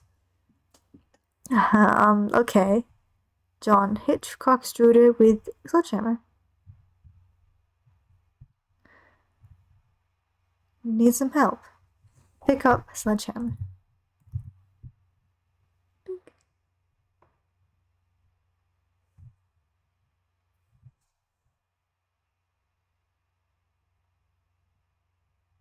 Slow comic needs an epilepsy warning. He starts at 4:13. What is this thing? And what is that clock counting down to? I've been looking at the GameFAQ walkthroughs to figure out some of this stuff. Hold on while I read further. Okay. All of these walkthroughs are extremely short. None progress much further than this point. Weird. Well, I mean, it is a new game. True. Now that the lid is off, you will need to extrude some crockite. John, turn wheel again. You extrude one crockite dowel. Get crockite. It feels like we should be hurrying. That countdown is making me nervous.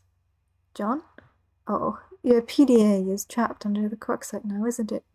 Anyway, it looks like you're going to need this card too. DT, deploy pre-punch card.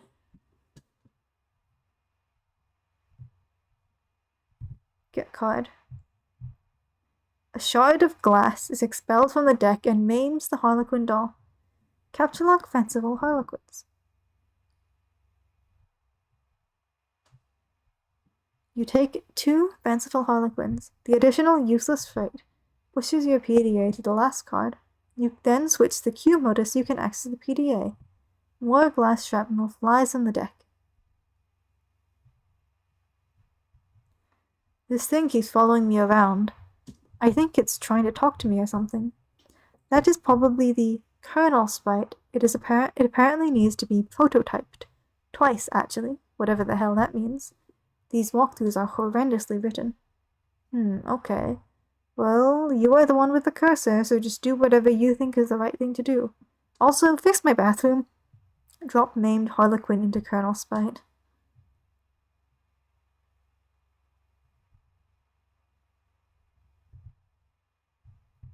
Here we go.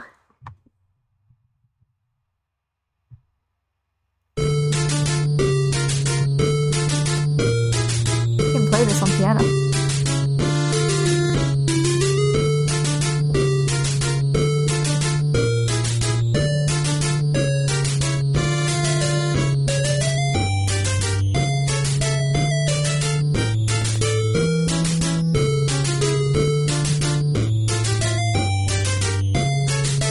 Kind of brings back like nostalgic good memories.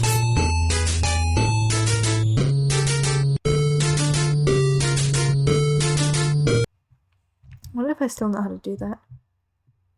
I still can't understand this thing's gobbledygook. That was only tier 1 prototyping. There is still another tier to the prototyping process, which for all we know merely advances this entity through increasingly esoteric states of linguistics. The clock is ticking. We don't have time for this asinine tomfoolery, this unmitigated poppycock, extravagant hogwash. Okay, stop. Stop typing whatever silly thing you're typing. I'm going upstairs to the big platformy thing. The alchemiter. Try to learn the lingo. Used pre-punched card with the alchemiter. There is no slot for a card anywhere to be found on the alchemiter. The kernel sprite followed you upstairs. Explore Athenium. Acquiring a coxite dowel seems to have populated the Athenium with one item, a perfectly generic object. Capture log telescope. Hey, Resi! No, you're not. We're reading Homestuck. It's my favorite comic. This is the anniversary of when it started, so feel free to join in here. You haven't missed too much. If you're sitting there like, I don't understand any of this bullshit, that's just what everyone thinks when they read it. You snatch the telescope from its tripod. Who knows, it might be useful. But more importantly, it pushes the Quackside to the last card, making it available for tinkering. The PDA is predictably jettisoned into the yard, over the neighbor's fence. Put Quackside on weird pattern on Alchemiter. Sorry, the sound alerts aren't working. I'll refund that to you. Later. You place the Quackside dowel on the Alchemiter's small pedestal. Something is happening.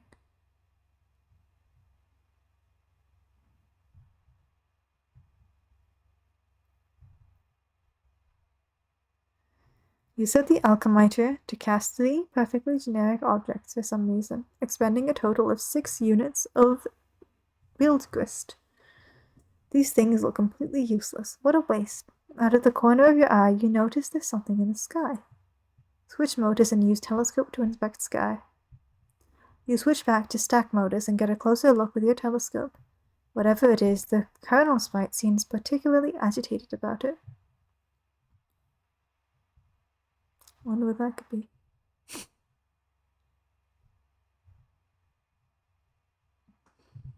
You're no astronomer, but its trajectory looks suspiciously head-on with your current perspective. This is a troubling development. High five, Colonel Sprite. You figure you've left him hanging long enough. Attempt to ingest a unit of Buildgrist.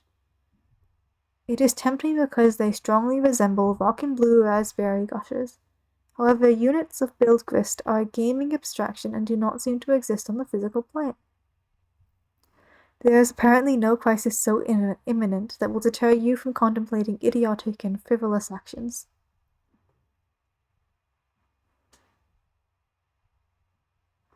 Your dad is getting home. John, what did you do with your PDA this time? I'm working on the bathroom, but we are running low on Buildgrist. Revised bathroom.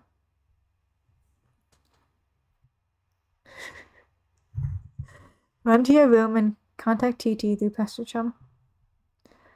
2 chums have been trying to message you. Answer, chums. I'm working on the bathroom, but we're running low on Buildgrist. Oh man, who cares about the bathroom? Now there's a meteor heading for my house. I see. Do you suppose it has anything to do with the game? I don't know, maybe. What do I do? I think it's very likely. The walkthroughs vaguely suggest an impending threat before they end. The already poorly constructed sentences become even more curt and ambiguous, as if written hastily and with a sense of alarm.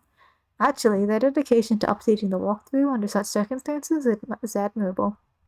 Wow! Fascinating! If the meteor is a game construct, I think the only thing to do is to proceed and try to solve the dilemma on the game's term.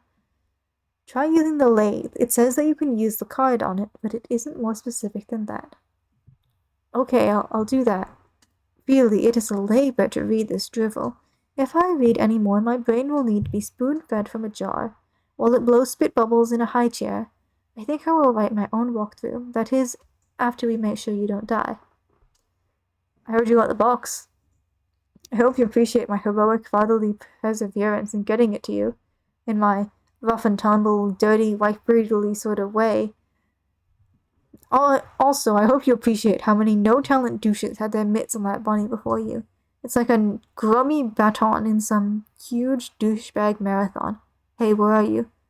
Oh man, the bunny was awesome, but I don't have time to talk. I'm playing Suburban. It's kind of a nightmare. TTA is breaking everything in my house. Dude, I told you to stay clear of that game. And for that matter, you should probably wash your hands of flighty broads and their snarky horseshit altogether. And now there's a meteor coming, and I'm not even joking about that.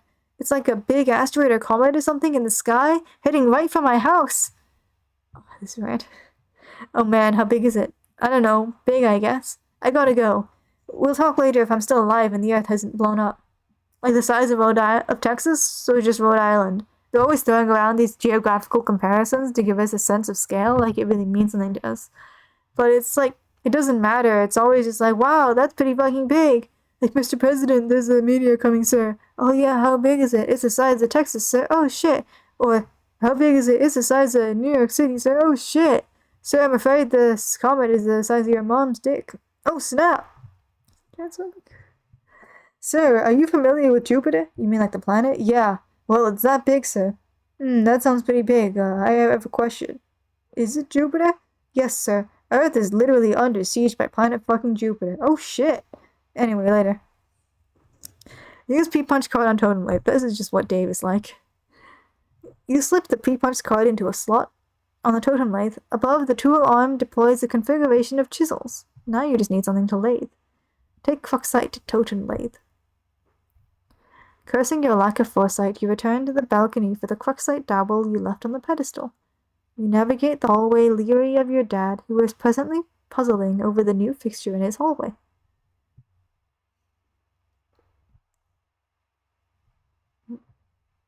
Cake on the slime. Toilet in the bathroom. It's good as new. The perfect crime.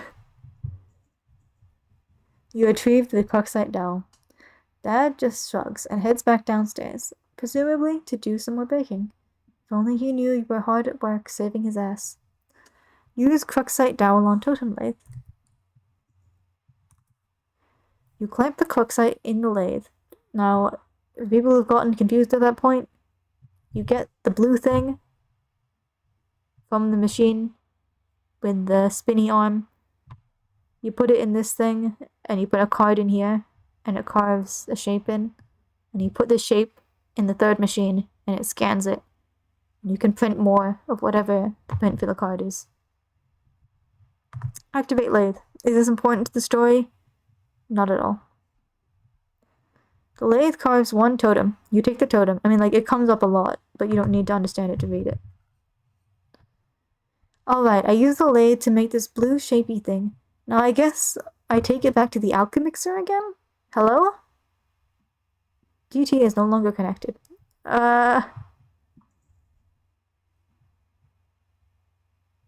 Good job.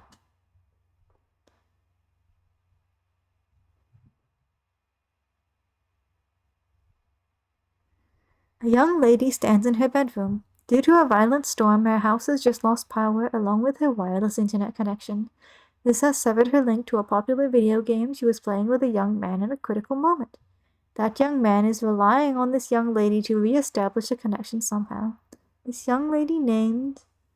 It's on the tip of your tongue. What was the name of this young lady again?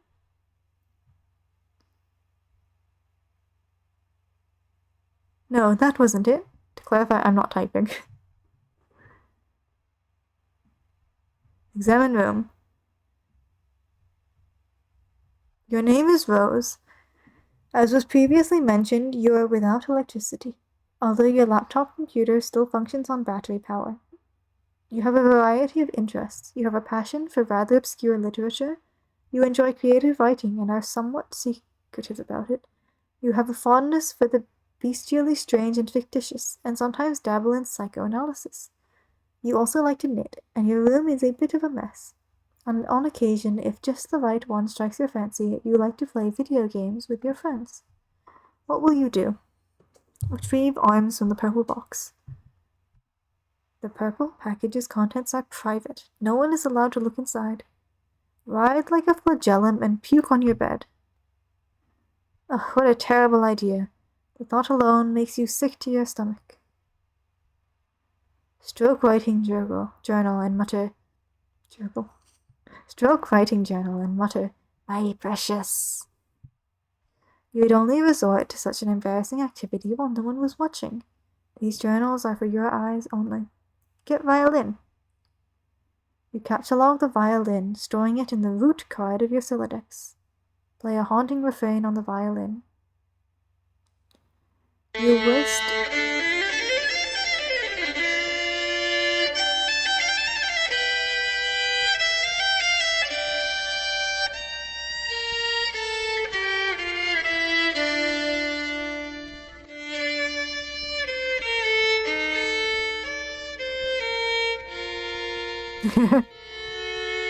That's a callback.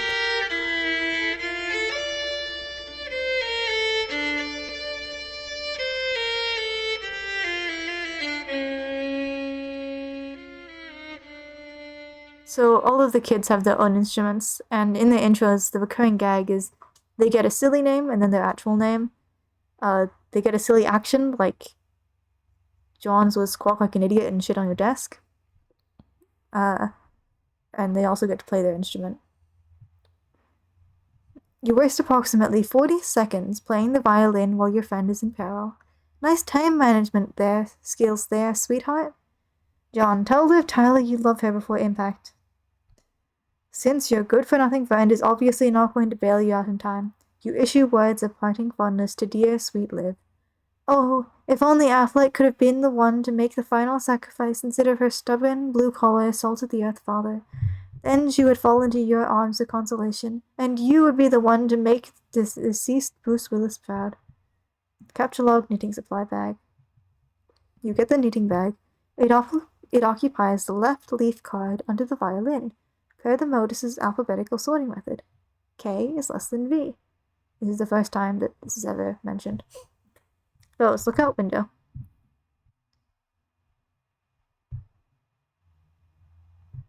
Your panoramic window offers a view of the yard below, and the mausoleum housing your dead cat, Jasper's, who died when you were young.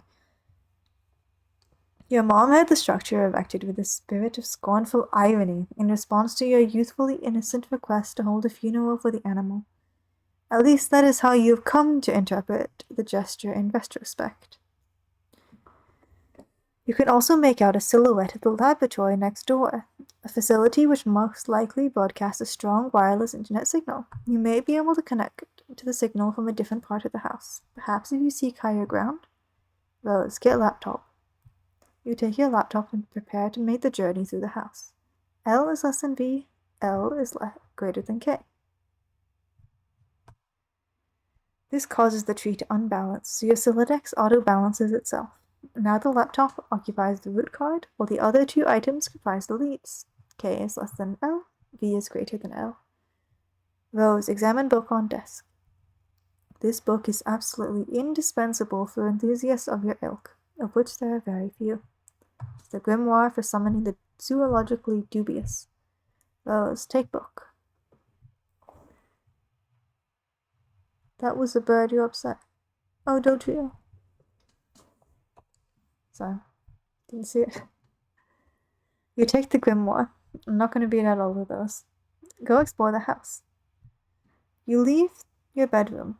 Hanging just next to your door in the hallway is a painting of an exquisite wizard. Your mother collects these awful things ironically. She must know how much you detest them, and there is no doubt in your mind she stores these dreadful things in the house to bother you. Down the hall to the right is the way to the observatory. Perhaps you will be able to connect from up there. Your mother's room is also in that direction. You'll have to watch your step. Rose, tiptoe to the observatory. You approach a juncture in the hallway. Beyond the juncture is the observatory. Rose, sneak by.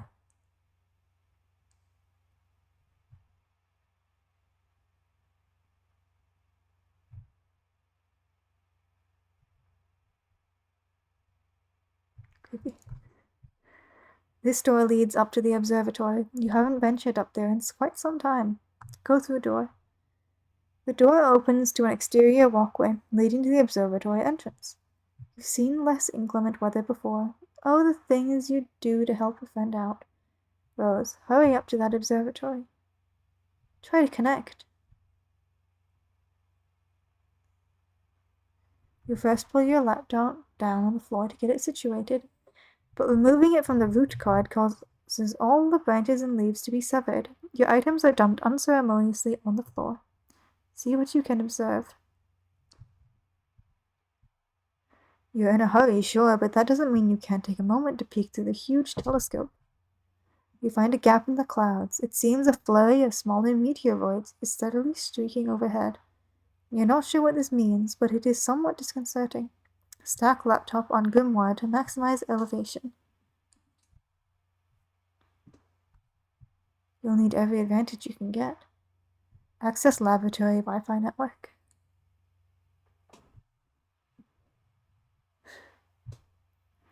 And lots of medias.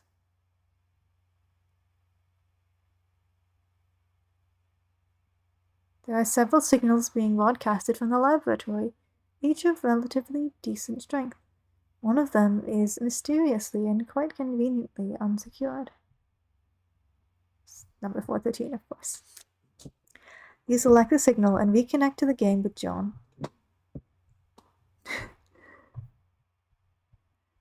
I'm back. Hurry up and open my door! Not that it even matters. I think I'm probably dead no matter what. Patience. You still haven't used the new totem. I believe we will create the item on the punch card. So what is it, like an apple or something? What good will that even do? We'll see. I found no evidence that anyone has successfully created the item, and the content of the card appears to be variable from session to session. In one instance, it was described as an eggy-looking thicken. Sick. Do we have enough of those building jewels to make it? According to the Athenium, it is a free item. This speaks to its importance in my view. Now off you go. So let's remove door from hinges. There goes the rest of your bill's grist. Put bathtub back. You probably should have just done this in the first place. Take totem to alchemiter. Got to get these stupid blocks out of the way first. The Colonel Spite is getting awfully worked up about all this. Remove blocks. You store the perfectly generic objects in your Finalia registry, potentially to be deployed at a later time. John, take bite of apple. Told you it'd make it.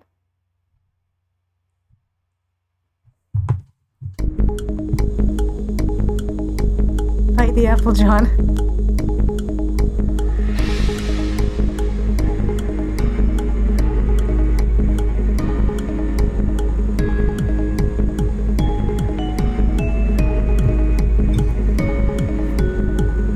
You have 30 seconds to bite one apple. Apple, yes.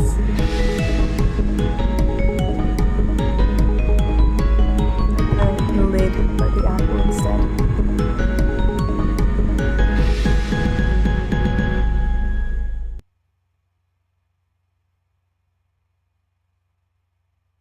That music is slightly off.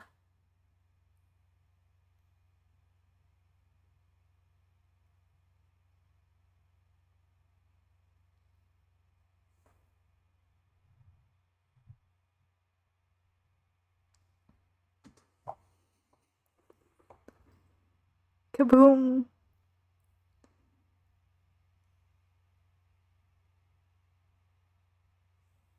Wonder what happened to John. And I'll keep wondering because we're looking at years in the future, but not many. A wayward vagabond records a stuttering step into the sun-bleached dust. The stuttering step.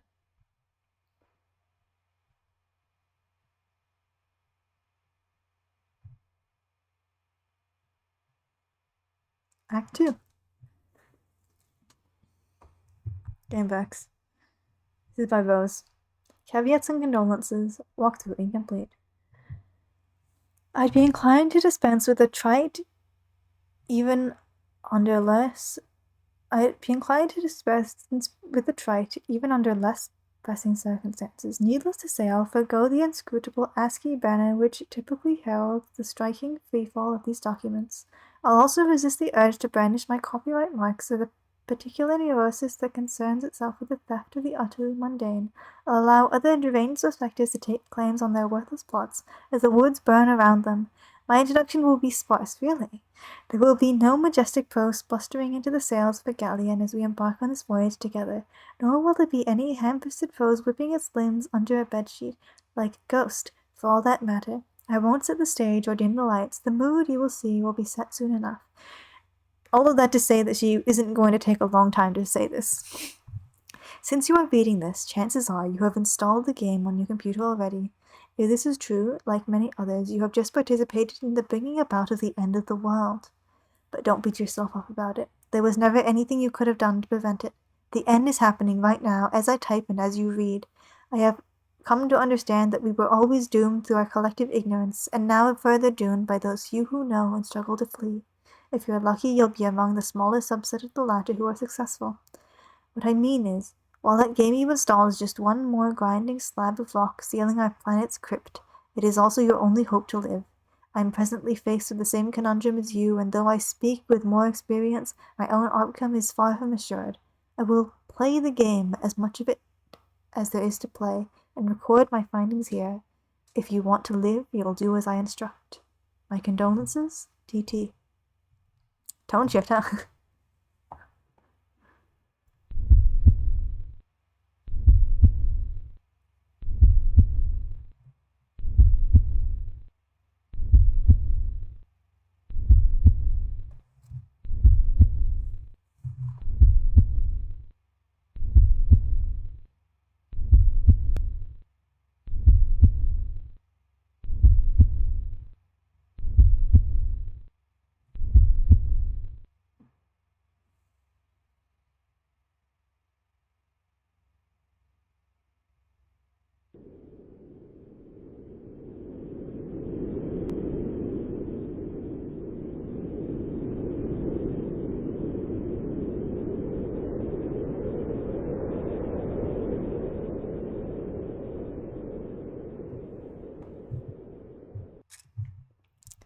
The kernel divides. The two halves go their separate ways, leaving behind the fight portion.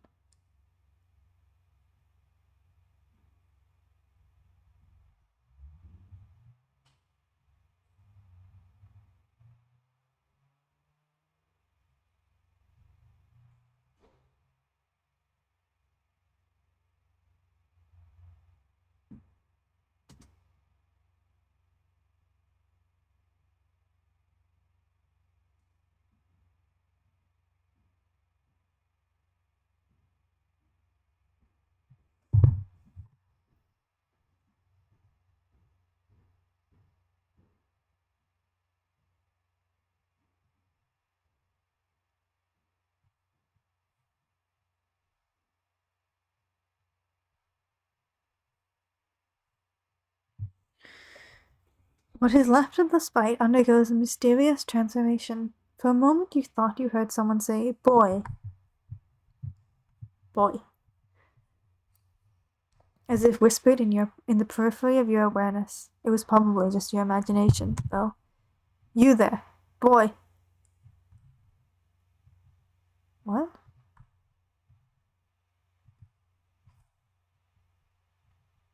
Boy. Listen to me, boy. His name is John, you nincompoop.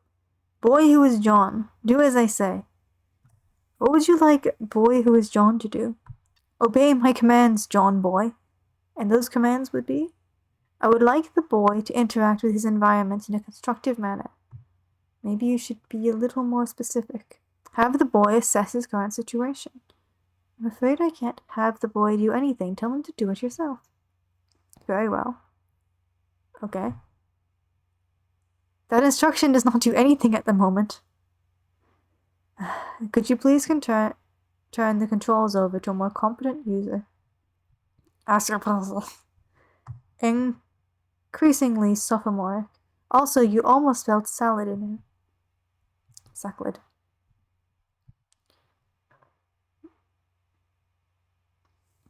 You guys want what's that or boy quit all this scurrying around? This used to be an interactive thing.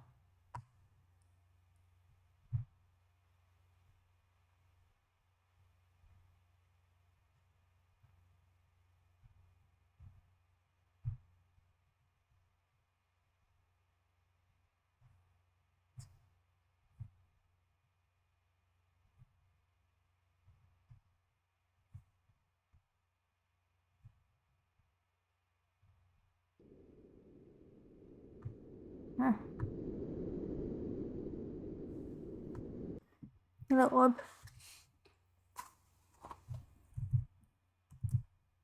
Back in the day. Let's go through like this.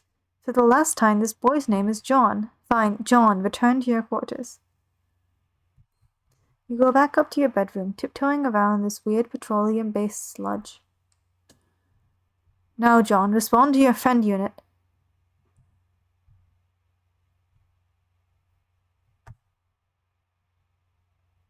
John, are you there? Hey, yeah, I'm here.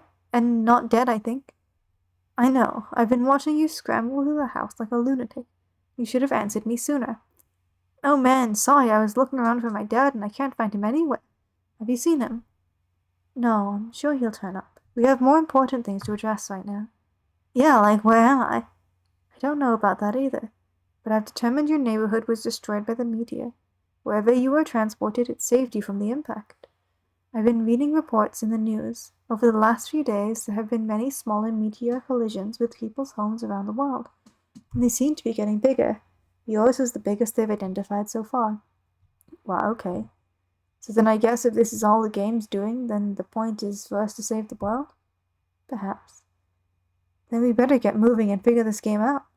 Yes, but wait. We should retrieve your PDA yet again. It will help to keep tabs on each other while you investigate. I think I can get you closer to it, if I can replenish our grist supply somewhat. There may be a way to recycle some that we already used. Okay. I'll meet you out on the balcony. Wait, Rose, one thing. What? You never even wished me a happy birthday. Hello? I was working on something to send to you, but I was running late with it. I didn't want you to think I believed meager well wishes alone would suffice for the occasion. That said, happy birthday, John. Oh jeez, that is silly. Anyway, thanks. First, take the fabric item on the floor there. The towel? Why? Oh well, you're the boss. You capture all the towel. What now? Do as the purple text says. To the balcony. John makes his way to the balcony per your awkwardly worded request. The author here is sassing this guy. Wait, take that. The blue wobbly thing. You whimsically decide to catalog the totem, which was used to create the apple tree earlier. John, recycle the grist as was dictated by your cohort. John cannot do anything with the grist as of this moment. That is up to the suburb player. I see. Proceed? Yes, that will suffice. Rose deletes the perfectly generic objects. 6 units of build grist are restored to your grist cache. She presses that. Okay. Rose explains the grift to drag a new plank from the balcony in the direction of the PDA. John, run across precarious platform swiftly. John isn't sure about that. It's a long way down. Boy, I said make haste on the narrow catwalk. John is very nervous about the idea, and the strident tone of your commands is starting to make him a little upset. Fine. Proceed as your level of comfort dictates.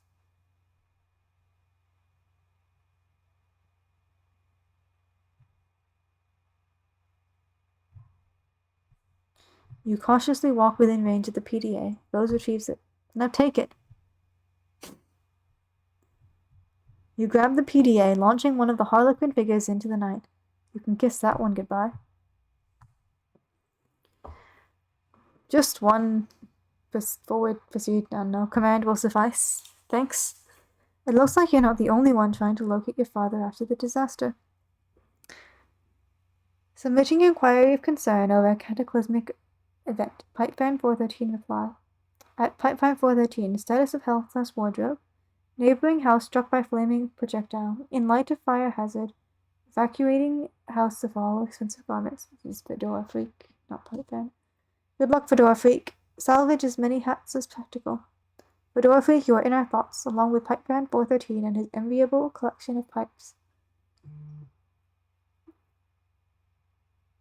TY all. Most hats removed from danger. Ties next. It looks, yeah. These boring men are uninteresting.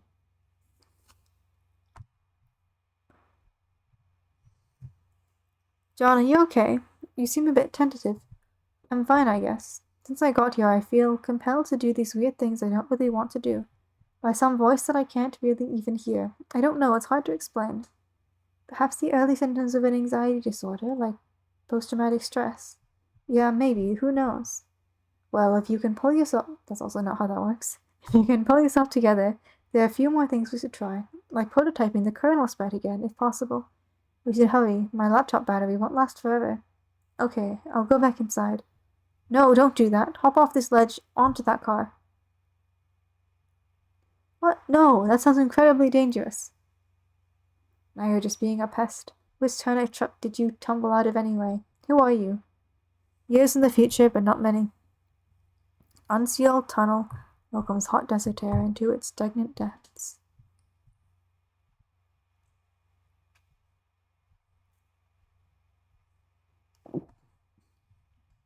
Boy. You there, boy. It's him.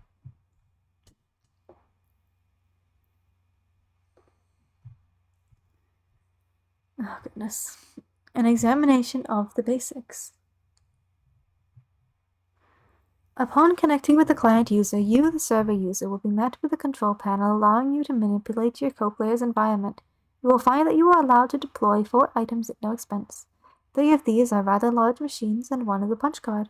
It is quite possible that you have already deployed some of these items before reading this. If that is the case and you have activated the machine called a extruder, such that it displays a countdown, you must proceed to section A100 of this walkthrough immediately.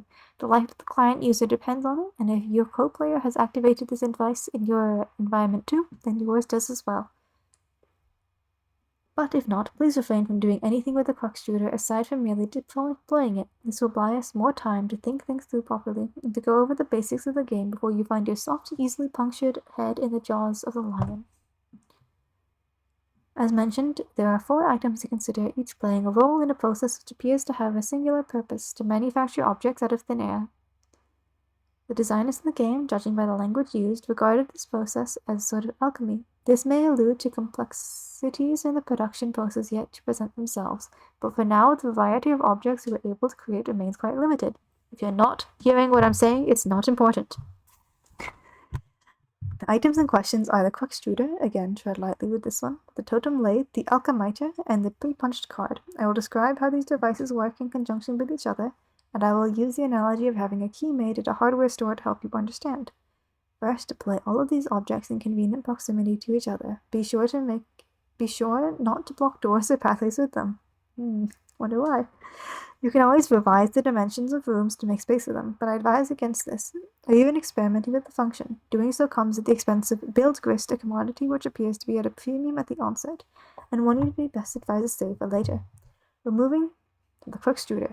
Removing the lid signals the moment your life becomes a great whirling batshit pandemonium, somewhat resembling the chaos of an especially ethnic wedding. Somewhere, a soused uncle deliberately shatters china on the floor. Muddy livestock is decorated and then lost track of. The question of whose mule it is at times can be heard over the din. This is now your reality. What? But aside from that, it marks the beginning of a process I'm about to describe. The countdown begins, yes. Also an entity called the kernel sprite is released, but neither of these things are at all relevant to this process to my knowledge. More on these things later. What is relevant is that the unlidded extruder's ability to dispense Cruxite dowels. It will dispense at least one, though I suspect it is capable of producing more, given parameters I'm not yet familiar with. In my key-making analogy, these dowels represent the uncarved pieces of metal which the hardware store employee retrieves from a drawer or rack and sets about carving into a key. The 2 following items are needed to do the carving. The pre-punched card. It is a simple Solidix card containing an item. There is evidence to suggest a specific item it contains is variable from session to session.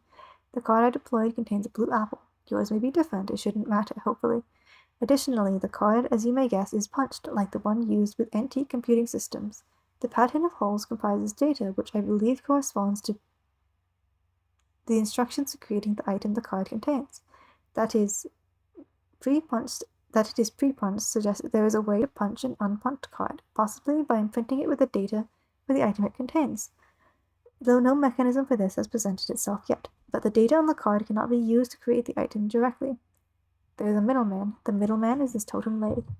The totem lathe. This is essentially the key carving machine. It will carve into your Cruxite dowel a pattern of grooves and contours, the sort of which makes a key unique. The instructions for this pattern are supplied by the punch card, which is inserted into the lathe pre-activation to configure its chisels. Once the dowel is carved, you have a totem serving as your key, which can then be used to unlock the card item through the alchemiter. But at this point, I will diverge from my key-making analogy and switch to a barcode analogy, which is not a terribly strenuous leap to make, since the concept of a key and a barcode are essentially the same, one being a unique pattern of grooves, the other, of course, varying black lines. The alchemiter. Oh my goodness. If you place a Cruxite dowel, carved or uncarved, on the alchemite's small pedestal, its robotic arm will scan the contours with a laser, hence the barcode analogy. This is the machine's way of reading the data originally imprinted on the card and transforming that data into a physical object. Though typically this is not done without expense, I believe, an uncarved dowel results in the creation of a perfectly generic object, which is a seemingly useless green cube. There was a Zora in chat. It costs 2 units of build grist to make, and I do not advise you to waste resources on it. There appears to be many other varieties of grist, ostensibly used in combinations to create different sorts of items, which possibly offers some insight into the game's use of the term alchemy. But quite conveniently, there is one exception to this. Creating the item on the pre-punched card costs nothing. This is good, because creating this item turns out to be essential. Now that you know this, you can in your own time begin the process. Once you initiate it, naturally, there's no going back, so best to be prepared. But you probably shouldn't drag your feet too long. As I mentioned, this is your only means of escape. When you're ready, be prepared to follow the steps in the next section swiftly. A100. So your crux tutor is ticking. Do this to live. Jesus, that was so much. Little robot nattering on here. How did you have time to type all this when you're about to die? In the distance, meteorites fall with greater frequency. The fire in the forest burns so hot, not even the rain is putting it out. Rose, check status of battery. Your laptop battery is alright for now, but it won't be for long. If the power in the house doesn't come back on soon, you can think of one last resort. The small backup generator stored behind the mausoleum. Prototype sprite with Betty Crocker box. He's so upset. What? Oh man, you're going to use that? That sucks. What a stupid idea. We have to hurry along. I'm running low on battery power. Cake mix? Ugh, that's so dumb. I doubt it matters. We might as well use any old crap lying about. Fine, I guess. The sprite is playing hard to get. You guess that's what you get for originally prototyping it with something that engenders mischief and pranksterism. Do the potted vegetable instead. It looks delicious. Pipe down, you. This is Rose's decision, not yours. Prototype sprite with Sassacre text. Oh yes, sweet. Now we're talking. See if you can distract it. I'll try and sneak up on it. John, flail about in a distracting manner. The sprite finds the distracting manner in which you flail about to be rather distracting. The pesky sprite eludes you again. Not even the great Colonel himself can outfox it. In narrowly missing with your attempt to create the Colonel sprite. Colonel sprite. Because that's what it's called. It's a Colonel. Okay. You drop the massive tomb. The entire house rattles under the astonishing girth of the book. My throat is hurting after that long ramble. In the other room, Nana's ashes dump onto the sprite, which is caught unawares by the dousing. In fact, hag ash incident. You fine? The sacred urn toppled again. This, hun, you're quite sure it wasn't your fault. The sprite is nowhere to be found. Remove Coxtruder from doorway. Yeah. No. Oh man, where'd it go?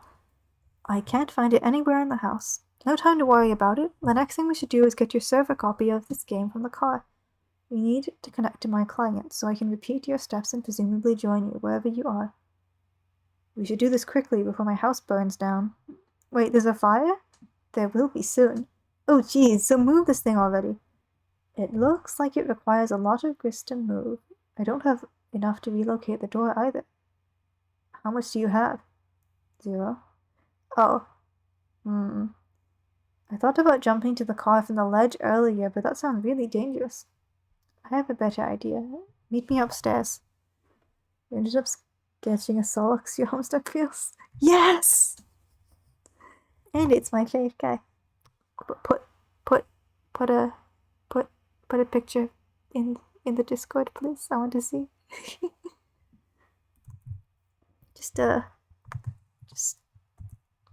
I think you're already in, but just give me that. Thank you. Do again as purple words say. You were about to head upstairs, but you thought you heard something behind you. It was faint, but you could swear it was a small, light-hearted chuckle, along the lines of a spirited hoo hoo hoo. Thank you. Ignore this woman's antics.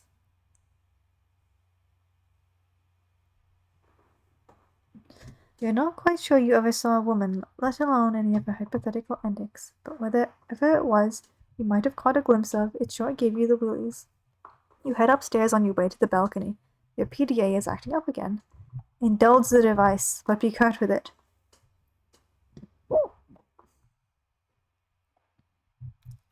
Hey bro, check it out, I'm working on some new rhymes. Dude, I don't have time for your nerdy raps. Come on, this is Hells of Ill, just listen. It sounds like you don't even believe me that I was about to get blown up. But I really was. But now I'm in some weird dimension that the suburb sent me to or something, and now on top of that, I think I'm being haunted by the dead grandma. Huh. For real? Yeah, it's true, but I'll talk to you later about it. I think I could drop some sick rhymes about all this. Man, see, I just don't think all this rapping stuff is really as cool as you think it is. No, this'll be dope, check it. No, I have to go, bye! Wait, Armageddon's getting waste on us, but Armageddon arms and dangerous, sending men in space for saving us, see which player's more courageous. Better Bruce dudes reach the truth. Put on their blow shoots to use and upsuck it. Affleck sacrifice, if sacrifice would have to suffice, I'll fluck it. Bro be a stained glass saint up on a cross. I hope my housemates don't overhear me. I really hope they don't. Getting Christ plagiarist. Bruce is like off of that crucifix. Enough of this fucking savor of us. Fuck. Restrained his ass per McLean Redux while Buscemi remained dangerous. When a plan gone astray pays off a waste craterous. Ashtray cater into layers of Matt McConaughey's vague remainder dust. Wait, McConaughey wasn't even in any of those meetings, was he? I'll have to make a rap about, I don't know, Morgan Freeman or something, being the president. It'd be called, Obama made it so no one gives a shit about black presidents in movies anymore. So you've got to fill me in on what's going on, so I have something to rap about, beside all your dumb shit movies. Enough strange poetry from the red text. You head out to the balcony to find what Rose has in mind. She is messaging you again. I have to say, he did a pretty accurate rendition of what 13-year-olds sound like? So these guys are probably a bit more eloquent. The purple text is less irrational than the red text. Yeah. I'm lifting up the car to the balcony. Whoa, okay. Once it's up, retrieve the game, then I'll put it back down on the driveway. But the door is locked. Then break a window. But it's my dad's car. It's just a window and this is sort of an emergency. Otherwise, I promise I'll handle the car with velvet gloves. Alright. Velvet gloves, guys. Pick up the car.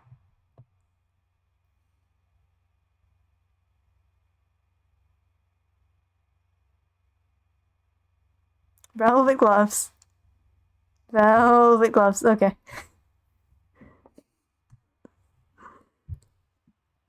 Really drive the car. True. There isn't a way to drive it to. There it goes. Space. Ridiculous folly. Inexcusable. You're inclined to agree, but hey, accidents happen. You double-check your PDA to make sure if Rose is really gone. Indeed, this seems to be the case. TG is still pestering you, of course, but another chum is now logged in as well. What color are the words that this chum says? Green, probably. I'm back! Oh, hi. I went to investigate the explosion I heard. Was it by any chance a meteor? Yes! How did you know? Oh man, it's kind of a long story. Anyway, you okay? Did it blow up your yard or start a fire or anything? No, I'm fine. It landed a pretty good way from my house. And I went to look at it, and it's pretty big. But Beck doesn't want me to go near it, so I came home. He seems to think it's dangerous. Well, gosh, he's probably right. Anyway, what have you been up to, John? Oh, did you get my package yet? Yeah, I was trying to get it, but Rose dropped my car into a weird, spooky, bottomless pit, and the package was in the car, and I'm really sorry about that. Oh no! Wow, okay, I guess we should start at the beginning. See, a meteor blew up my neighborhood. That's terrible, John, I'm so sorry. But I'm okay, and my house is too. But I'm okay, and my house is too, sort of. That game I was telling you about, Suburb, which I was playing with Rose, sort of transported me somewhere at the last minute. But now I'm trapped here, and it's weird and dark, and I can't find my dad, and I just lost the car and my copy of the game in the pit, and I think I had to save the world from the apocalypse. Well, it sounds really crazy and kind of scary, but it also sounds kind of exciting. I don't know, John, maybe this is just your destiny. If anyone can save the world, I think it's probably you. Wow, you think so? Yeah. Well, okay, but it's not even that simple. I was about to connect to Rose to help transport her and save her from the meteors and fire and stuff, but she lost battery power and I lost the game disc, so I think I have to go get TG to use his copy to save her. But that jackass won't shut up and stop rapping and stuff. Haha, he's so silly. Anyway, yeah, I should go talk to him about it, so BRB. The red text was attractive. Now view the green text again. The change from his smile to just shut up. When the film crew zooms where the president's at, I'm like, if that dude's black, I'll eat my hat. Turns out he is. We're all like, damn, director's got gumption. Like, we'll all flip our shit if he ain't shining shoes or something. It's called for emancipation. If it's not resurrection, it's God ascension. And Bruce Almighty, whoops, different Bruce than the one I just mentioned. Hello, thank you for the bit, Jockey. My alerts are down, but welcome on in. Happy 413 to you too. We're in Act 2 right now. Let's probably change the title. Ah! Can't explain to me why this shit ain't condescending to think I'll shoot a brick. Not even he can convey the intention with his quick-spun wit, rather defray all this tension, sit on his lap while he whittles a splint, and some guy eyes what he does and patronizes, I guess, the mother of invention, not saying that. Stop rapping for a second, you horse's ass, I have something important to talk about. This is what you come in on. Who's your favorite Homestuck character, buddy? What's up? This guy. Got him. Rose is in trouble and she needs help. I was going to connect to her with Suburb, but I lost my copy. Okay. Also, she lost battery power. If she can get back up and running, she'll need someone with a game to get her out of there before her house burns down. So I think you should use your copy of the game to help her. My copy? That's gonna be tough. Why? I lost it. It's a stupid story and I'd rather not talk about it. Should be embarrassing, yo. I thought you said you had two. Well, yeah, one is my brother's copy. Okay, we'll get his then. Alright, but he's not gonna be happy about that. This guy knew what he was getting into. He still offered to do it. Whatever. Also, you might want to read Rose's walkthrough to get up to speed on this. Oh man. What? Nothing really. Look, all I'm saying is the girl tends to lay it on kind of thick, you know? Role's eyes. I had to read that out loud, and that was a lot. John, I'm sorry, I have to agree with Dave on that one. That was her being short. Your laptop is out of battery power. There's only one thing left to do. Time to make your way to that backup generator. Knit laptop cozy to shield your laptop from the rain.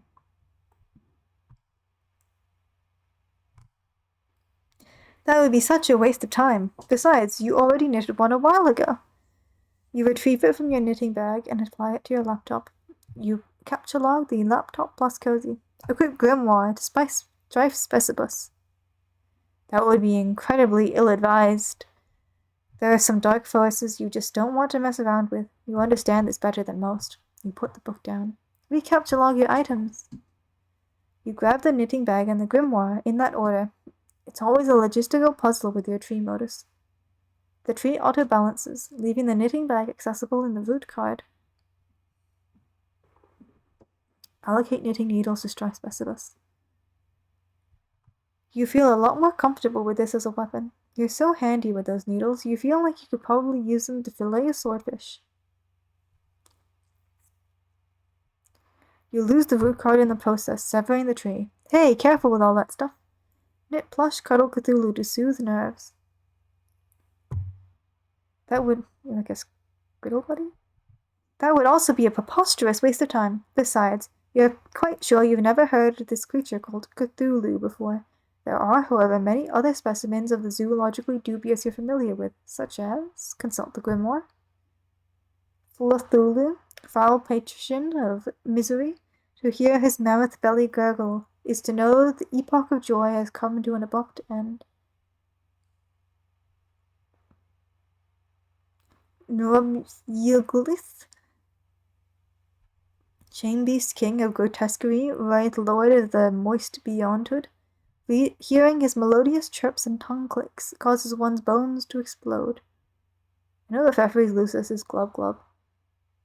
Oglagoth, and of course there's Oglagoth, the deep one. Whenever he grinds his teeth, all the children in a random galaxy somewhere will frown continuously for a 9,000-year span. He is the first and smallest of the smaller gods, appointed in servitude of a vile, unfathomable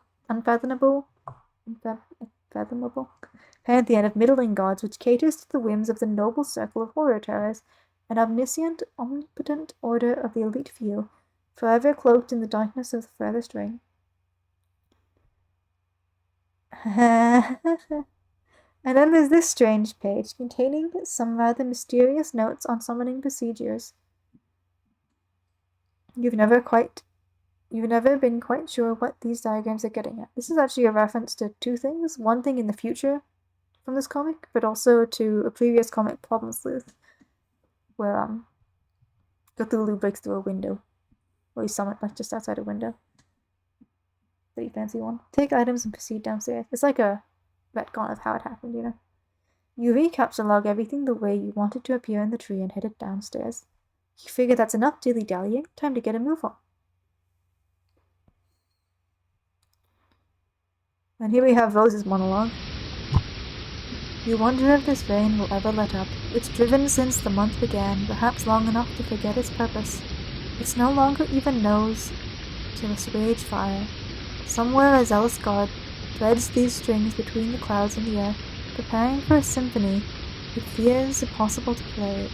Reference to a song. But the song's a reference to that. And so it threads on, delaying the rain of the conductor's baton. The rays of the conductor's baton. How you hate this season.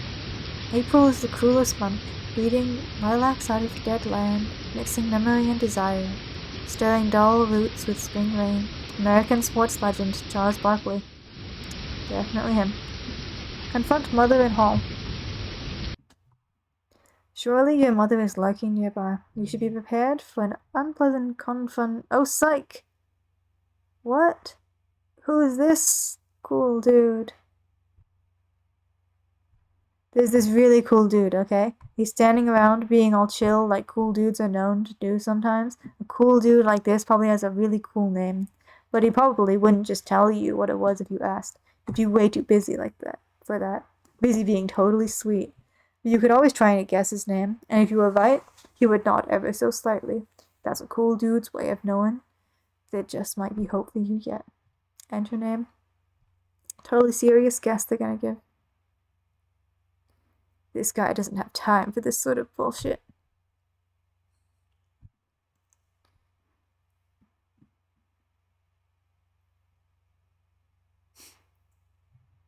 Examine room. That's a midnight crowbuster. Your name is Dave. It is an unseasonably warm April day. Your bedroom window is open to let some air in, and your fan is cranked. Arguably even more cranked would be your fly beats, which brings us to your variety of interests. A cool dude like you is sure to have plenty. You have a penchant for spitting out unbelievably ill jams with your turntables and mixing gear.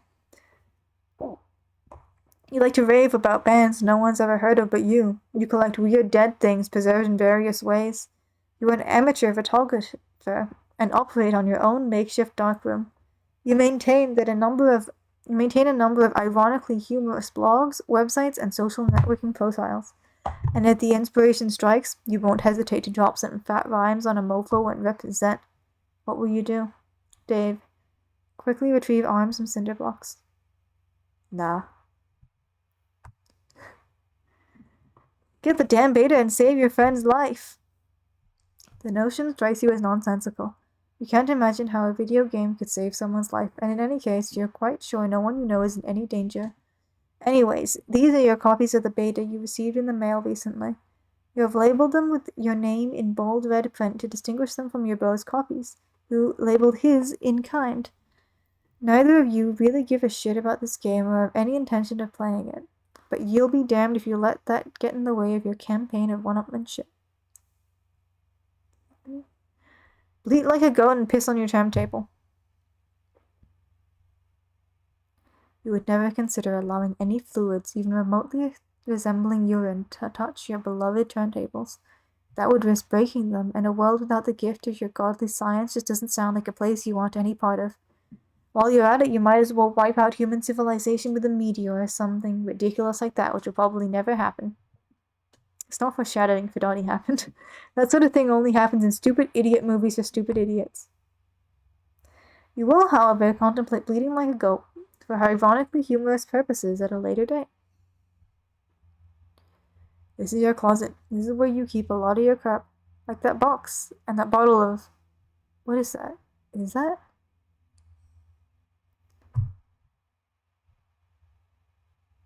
This is the package that your... So I should have read. Check the blue box. This is the package that your friend John Egbert sent you for your 13th birthday a little while ago. It now contains nothing except a note and a certificate of authenticity vouching for the genuine Hollywood memorabilia in which the box originally contained. And which you are now wearing to be ironic, but also to be incredibly cool in a way somehow intangibly related to the ironic nature of the accessory. You also find it sort of exasperating to explain all these subtleties to people. The box also included a signed photo of Ben Stiller, which now proudly hangs above your closet. Proudly and ironically. Take box. You capture log the box through your hatch map fetch modus. Your modus's current hash function resolves the index by valuing each consonant at 2 and each vowel at 1. The total is divided by your number of cards, and the remainder is the index. Box 2 plus 1 plus 2 equals 5. 5% 10 equals 5. Well, it's 5 is like divided by... Okay. The box is captured logged in card 5. Examine jar of unknown yellow substance in the closet. Oh hell yes, it is an unopened container of apple juice. You thought you were all out. It's like fucking Christmas up in here. This is so great. You gotta tell John about this immediately. He'll be so excited. This is totally not foreshadowing at all. Take juice. Nothing wrong with these statements. You capture log the juice into card 7. Access Pester Chum and Pester John. In addition to letting your buddy know about this outstanding juice windfall, you figure you'll wish him a happy birthday while you're at it.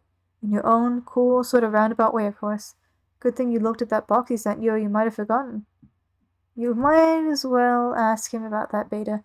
The kid's been harping on about it for weeks. It'd be cool if it came on his birthday. He'd be one happy camper.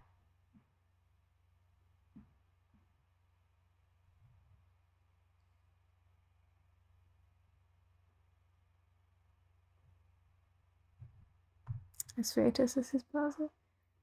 We've already seen this. We've already read this. I'm not going to double read it. This is word for word dialogue. Go online and view sites indicative of your interests.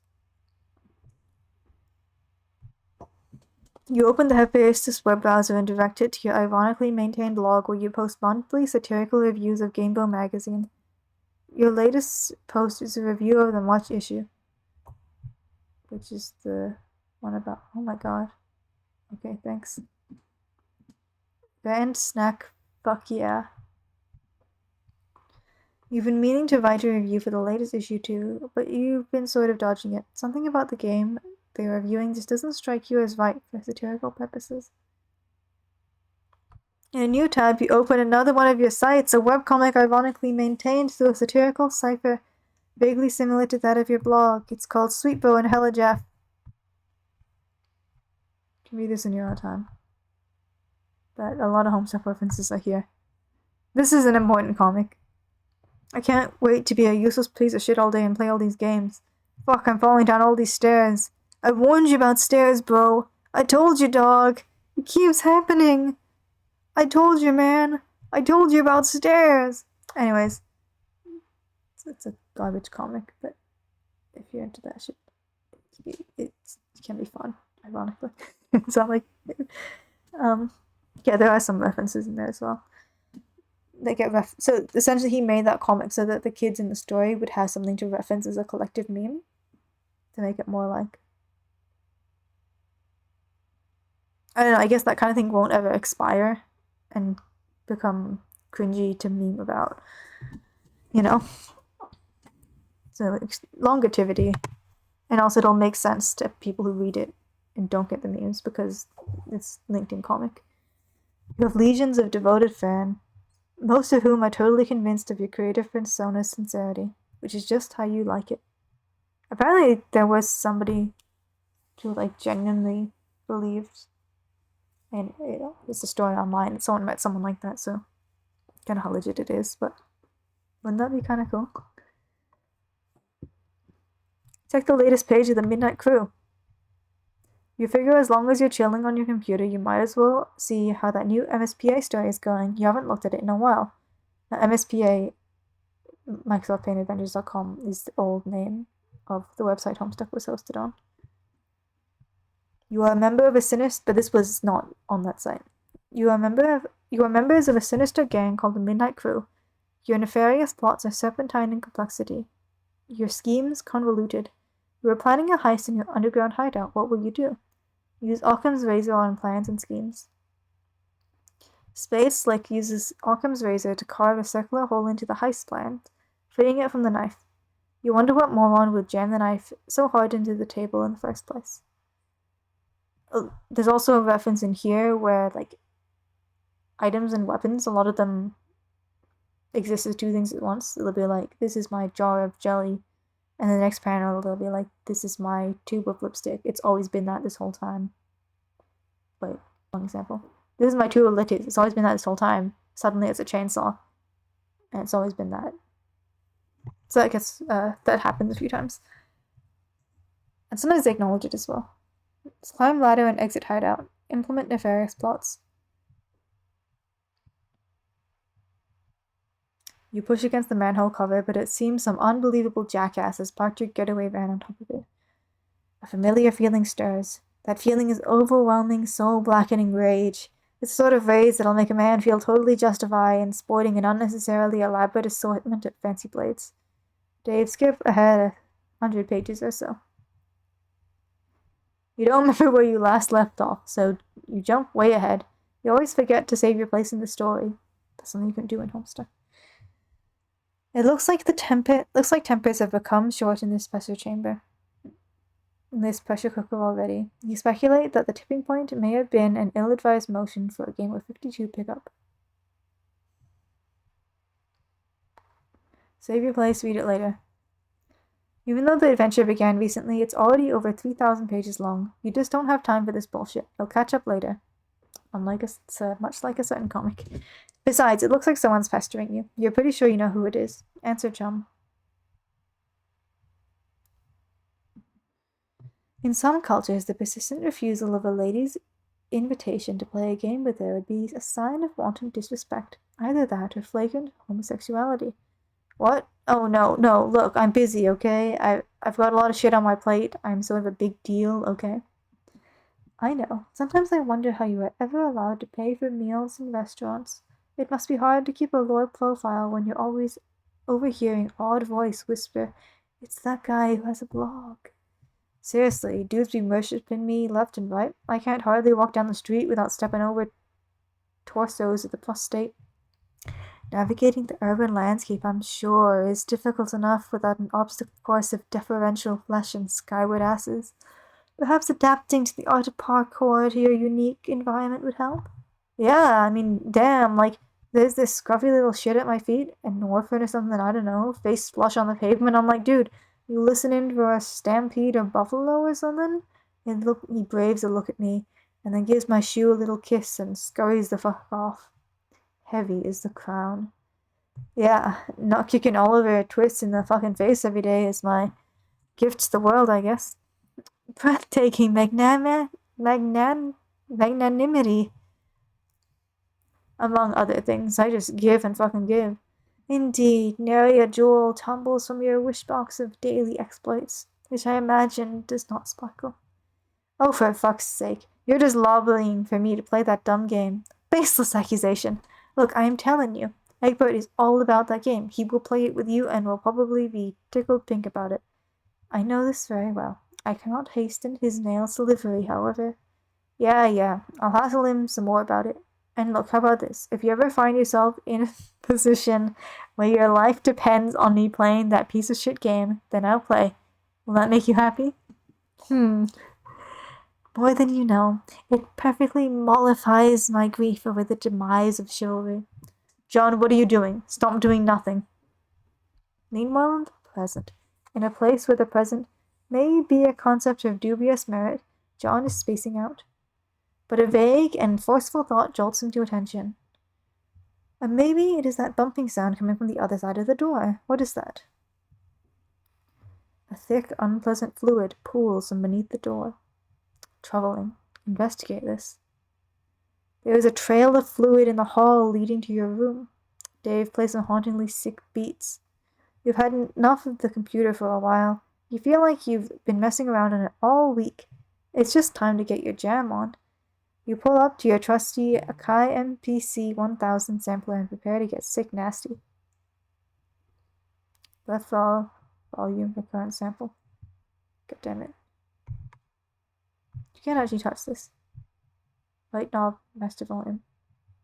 Store patterns and F. I wish I could click it.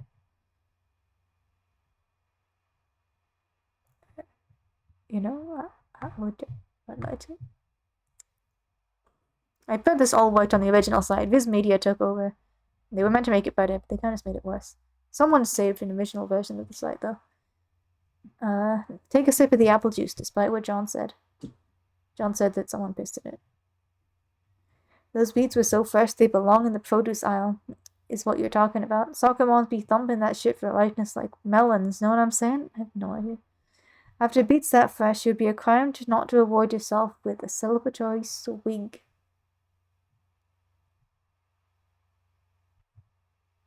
You can't do it. John's got you all twisted up inside now.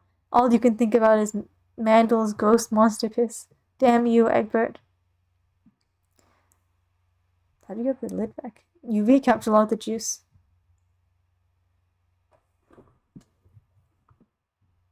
Oh, it's a bot. Be gone, bot. Oh, I should have banned it. I deleted it instead. No. Allocate sword. I mean, it didn't follow, so we should be fine.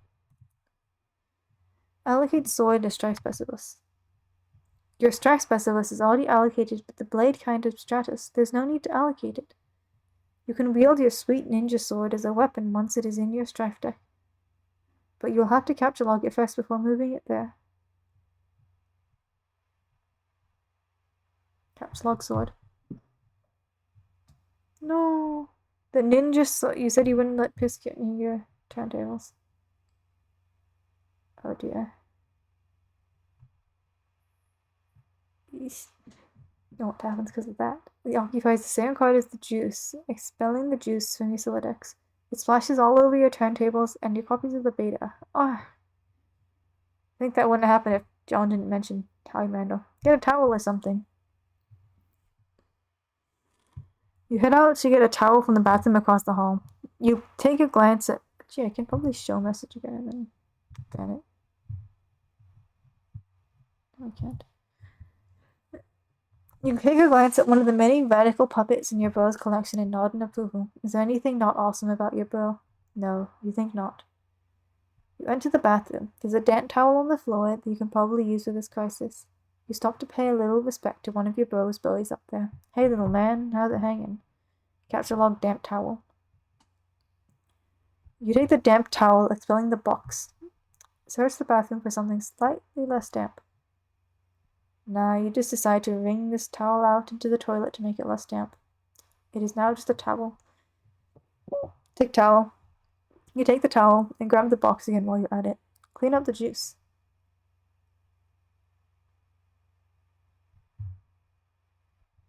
You clean off the juice with the towel and hang the damp beta envelopes on your line to dry off. Now, Orby, there is a bit later where a bird gets hurt, so this is just like a heads up. Like a bird does die here. A cartoon MSPA bird, but it is a bird.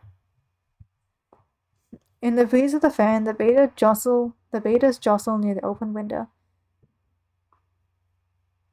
This arrangement is a little disconcerting. If they fell out, it sure would be a stupid way to lose them.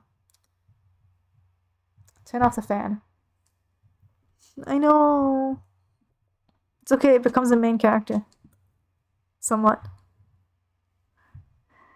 The crisis is easily averted. You can't imagine it will ever resurface later, ever, in any way, shape, or form. That beta is as good as yours forever. Which, he's already told us it's not true. You should probably go pester Egbert again. You wonder if you found the beta yet. You also might chat about your respective Sylodices and fetch Modi if the topic happens to come up. You wonder if he is anywhere near as smooth as Sylodex as you are. Probably not. It's probably not even humanly possible. Didn't you just spill juice everywhere? Suddenly a rambunctious crow flies into the open window and snatches the beta, probably to make a nest with it or maybe just for the sake of being a brainless feathery asshole. You yell at the bird. Stop. Oh dear. You accidentally launch your ninja sword. Everything goes flying out the window, dead bird and all. Oh dear, I thought I was saying it too early. It's a good thing I said it in advance. No one can ever know about this. Look out window. Yeah, you can kiss all this stuff goodbye. You feel sorry for the bird, but at least you never planned on using that beta ever. Anyways, now that bit of ugliness is behind you, you guess you can look forward to several more hours of messing around in your room. Whoa, wait, what? Oh, snap. Steenie and chat. You prepare to descend the stairs to your living room. You are standing eye to eye with a familiar foe. A 20-foot-tall granite statue of the mighty wizard Zazapan the Learned. Your mother had him installed through a hole in the roof with a heavy-duty crane. Just look at that mystical gaze. To peer into those aloof, glassy eyes is to arrest the curiosity of any mortal. To behold the wisdom concealed in the furrows of that venerable face is to know the ceaseless joys of bewilderment itself.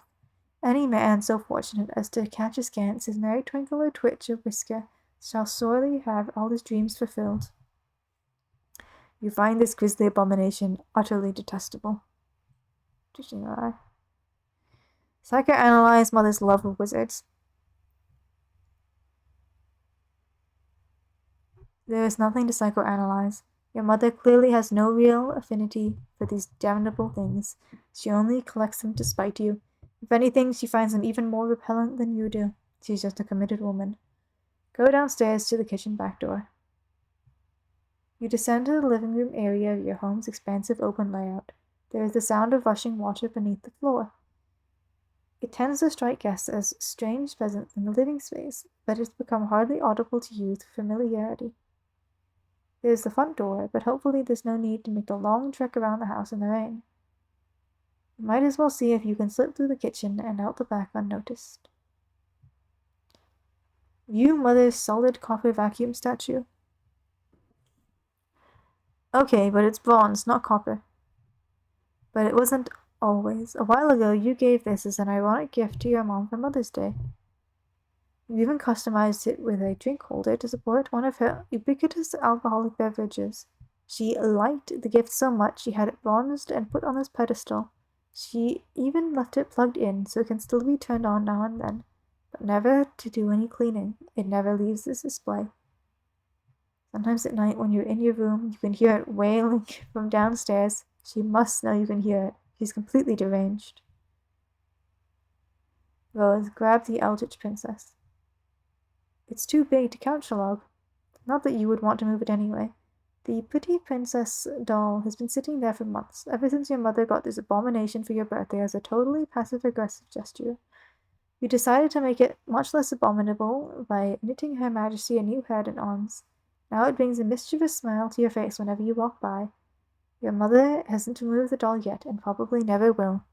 She would never be the one to blink first. Acquire umbrella for protection from elements.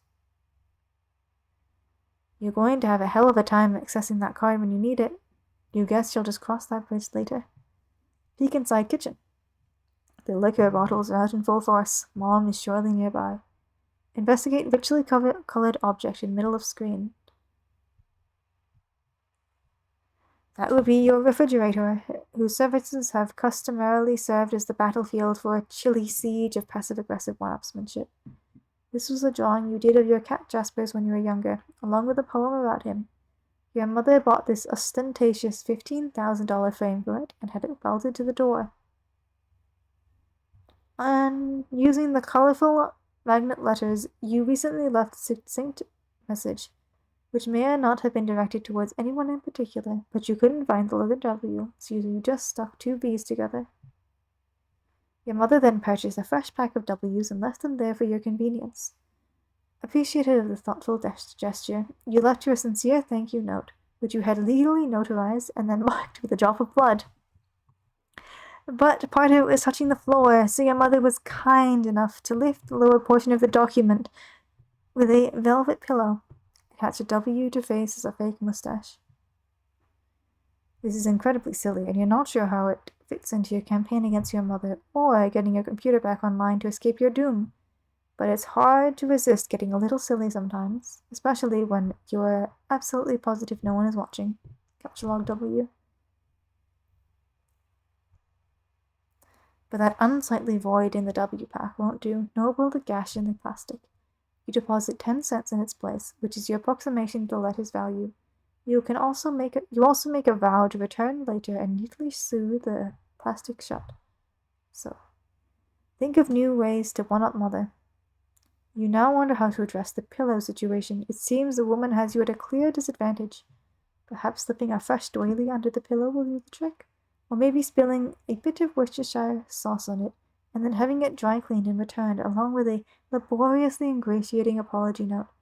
No, there's no time for anything like that. Or maybe, just thinking aloud here, you could use the entire pack of W's as M's. Oh, yes, that would burn.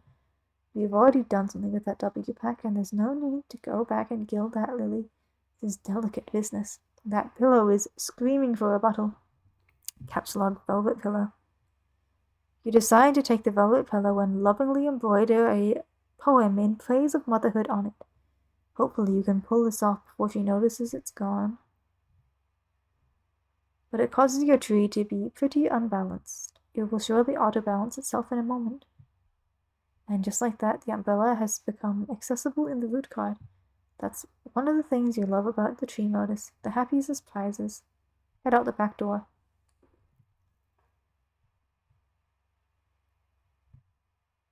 Okay, enough. Time to get going. Ah! You don't know how she does that. You're never safe in this house. It's kind of creepy. And of all things to be doing during a power outage, she's up to her ironic housewife routine again. That lock bucket doesn't even have any water in it. What an absolute bad woman. Hop over counter, landing in a roll.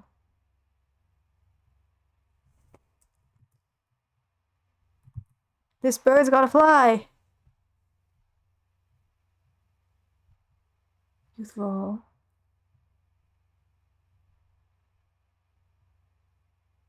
Lousy, stupid, goddamn wizards.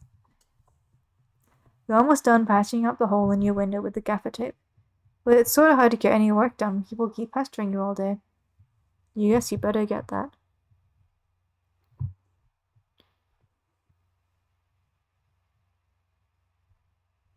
Hi, Dave. Hey, sup? Not much. What's up with you, bro? Haha, good one. So right, being chill, I guess. You know how it goes. Great. Feeling cool today, Mr. Cool Guy? Oh man, you know it. So cool. You know, this shit is ice cold up in here. Shit is wicked bananas, I'm telling you. It's not, it's a smiley face. Oh, have you talked to John today? Yeah, we would... Is that a face? Yeah, we were just talking a while ago about how he sucks at Silodex. Can you believe he used a stack? That kill is ridiculous. Lol, well that doesn't sound like much fun. What was it you use again? Wait, never mind, I forgot. Whenever we talk about your goofy moduses, I get a migraine. What do you want with John? I went to tell him happy birthday and ask him about his birthday package. Oh yeah, I was being sort of cagey and told him to check the mail because I was wondering if mine came yet. I think it did. Yeah? And I think mine came too. So, I guess you want to know if he likes it or not? No, he won't open it. He'll lose it. Oh, well, sorry to hear that, I guess. No, it's good actually, because he'll find it again later when he really needs it, which of course is why I sent it in the first place. See, like, I never get how you know these things. I don't know. I just know that I know. Alright. That's why she was so peppy earlier when she heard all that stuff. She already knew what happened. Anyway, I have to go. I have to feed back, which is always a bit of an undertaking. Man, if I were you, I would just take that fucking devil beast out behind the woodshed and blow its head off. I don't think I could do that if I tried. Yeah, say hi to your granddad for me too, okay? Yes, I guess an encounter with him is almost certain. It is usually intense. Well, yeah, isn't it always his family? But he sounds like a total badass. Yeah, he totally is. Anyway, gotta go. See ya. Get phone. It will be handy to have your phone on standby so you won't always have to go back to your computer whenever someone pesters you. This way you can text message people, no matter where you are or what outrageously cool thing you're up to. So cool. Pursue adversary into that room. And even meanwhile, in the present, sort of, once again the slippery antagonist eludes you. You may only find more of these unpleasant oily smears.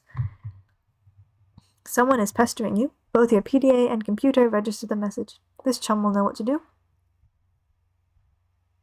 Alright, I'm out of my room now looking for my Rose game.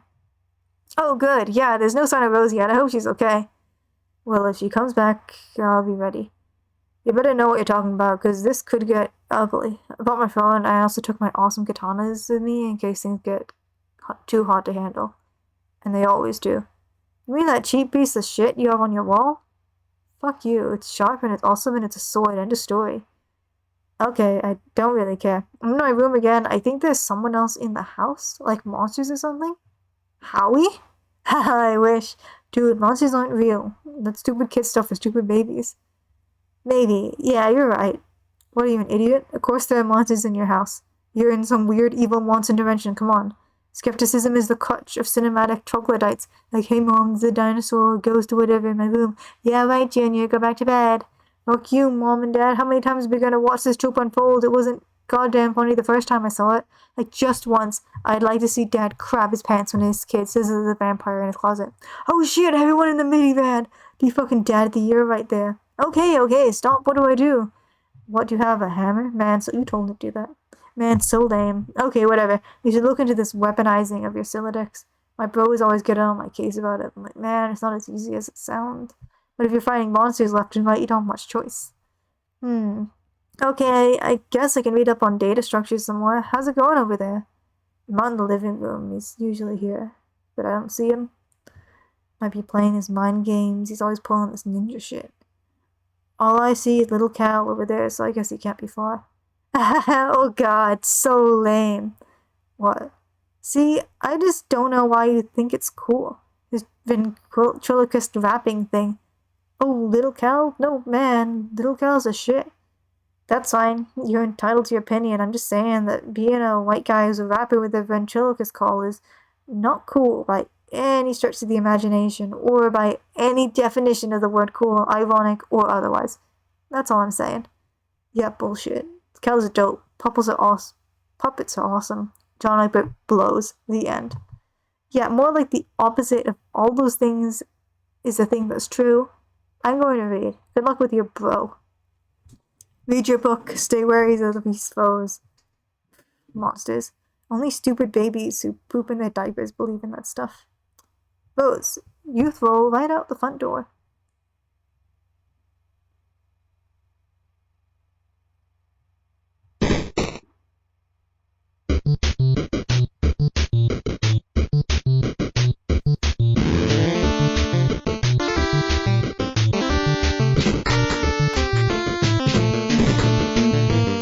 literally stabbing her with needles, bro.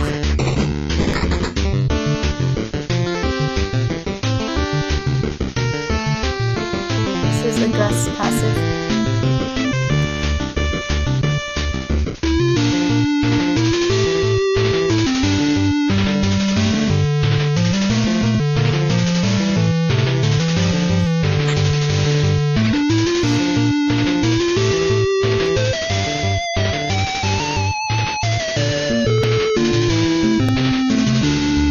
I don't know which part you're laughing at, but yeah.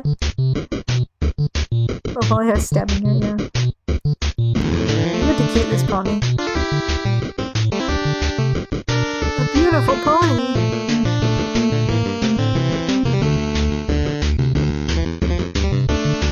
Guardian made with ironic negligence. Giving her alcohol.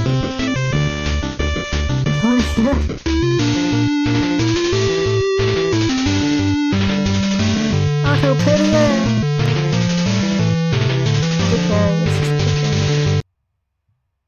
It looks like Mom has satisfied her strife quota for the day.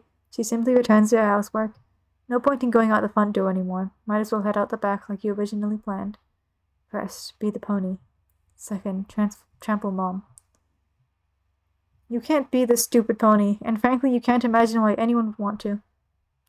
But you give the pony a begrudging pat on the snout anyway. Her name is Maplehoof. That is not a doll, that's a real pony, by the way. John, turn around!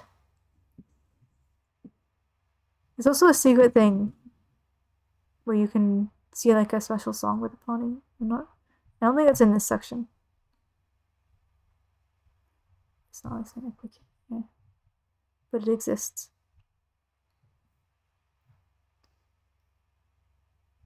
Let me see if I can find it. Oh, actually I won't show it yet, because there might be a spoiler in it. Chapter 7. God damn it, why do I even bother? Sweeten my cockette.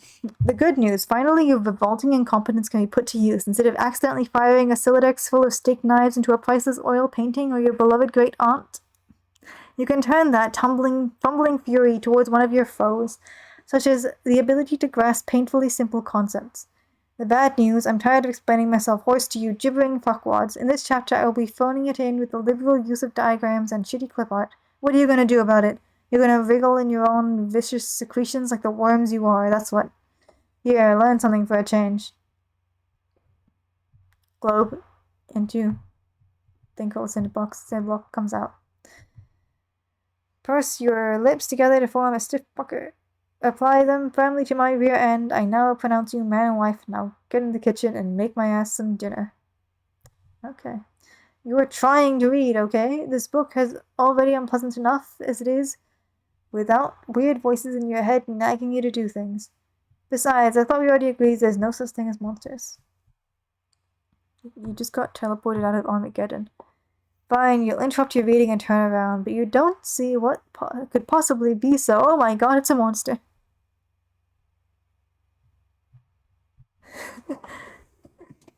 Numo.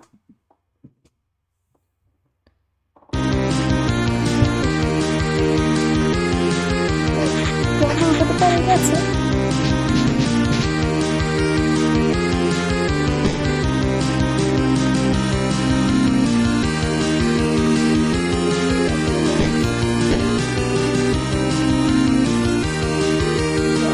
Good job, John.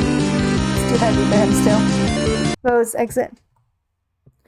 You leave through the back door. Nearby is the transformer, which distributes electricity from the underground generator powered by the river flowing beneath your house. The transformer was struck by lightning, though, and no longer works. You wonder if your mother has any plans to have it fixed. You guess she'd rather just play her mind games in a dark house like a weirdo.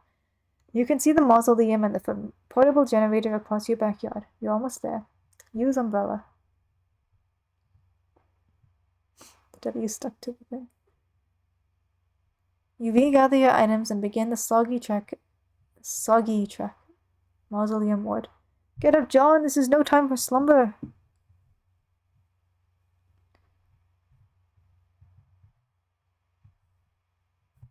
Do I not have flash?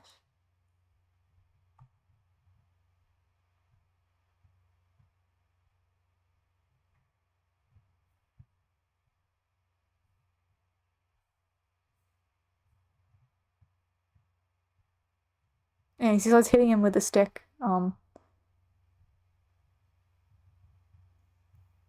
Yeah. Don't know why that doesn't. Figure out the W and make haste to the mausoleum.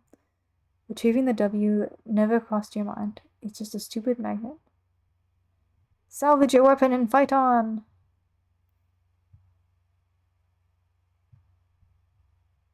And these ones were.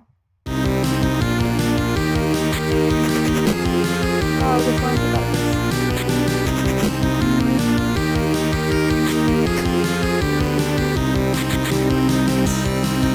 Intimidating that one.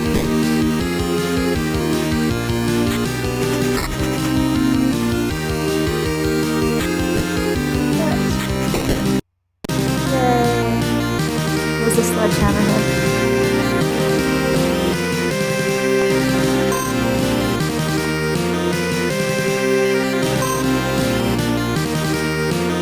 Little victory.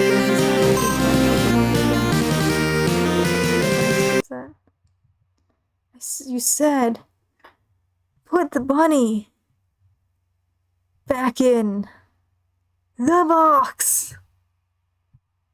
Why couldn't he just put the bunny back in the box?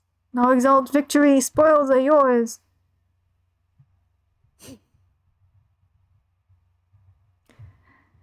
Climb to rung Juba Squirt. Climb to rung Plucky Tot. Gel viscosity and cachet limit up. 125 boon dollars. The amazing victory allows you to scale the first 2 achievement rungs on your Eka ladder. You are now a Plucky Tot with a new feather in your cap to show for it. Here's your nice feather. And at the first tier, so it changes your feather. The Eka ladder rewards your bold ascent with 125 boon dollars. You waste little time in storing them in your ceramic block hollow. Additionally, climbing the rungs has boosted your gel viscosity and cachet limit. By expanding your cachet limit, you've made room for all that nice grist you just collected. You now have 32 fragments of build grist and 10 fragments of shale. What about that card? It seems the shale imp has allocated the bunny to its strife specialist. Sort of a stupid thing to use for a weapon, but you might as well grab it and stick the bunny in your strife deck while you're at it. It will at the very least be safer there. Okay. You group the 2 specify in your strife portfolio. No self-respecting strifer would be caught dead without one. Gather the scattered bits of your large hammer.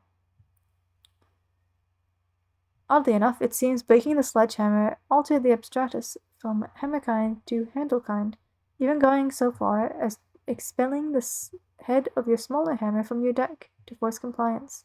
You didn't even notice in the heat of the battle. You grab the sledgehammer handle, expelling the useless harlequin figure. Now repair the hammer. You merge the sledgehammer head with its handle and return it to your strife deck, repairing the hammer-kind abstratus in the process. The smaller hammer handle is ejected from the deck, since of course handles of any sort no longer belong in there, obviously. Fine, now what? Dave is pestering you, but you don't have time now to deal with his nonsense.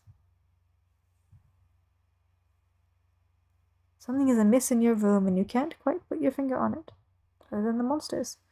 Hurry and activate the generator. You fire up the generator and drag a cord into the mausoleum. It of course would be foolish to run the generator inside a confined space. Generator safety is everyone's business. Defile tomb. Sorry, Jasper, have to make space for the laptop. Besides, your final resting place is already a mockery. You should have decomposed years ago under a bed of petunias like a normal cat, not given to a taxidermist filled with a tiny custom-made tailor suit and then stuffed in a coffin built for infants. Plug in your laptop. You plug in your laptop and connect to the internet signal again. Everything predictably falls out of your Silodex, but you're not about to get bent out of shape about it. You have bigger fish to fry. Looks like Dave noticed you're back online. He pesters you like clockwork. And there's John. What on earth is he up to now? The door, John! Look at the door! You're right. Didn't Rose yank the door off its hinges and prop it up on your bed? Someone or something has put it back up and left it slightly ajar. incredibly alarming. Investigate.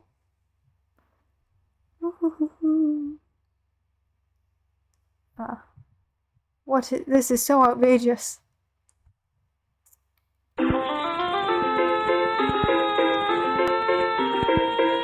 It's Nana Spy.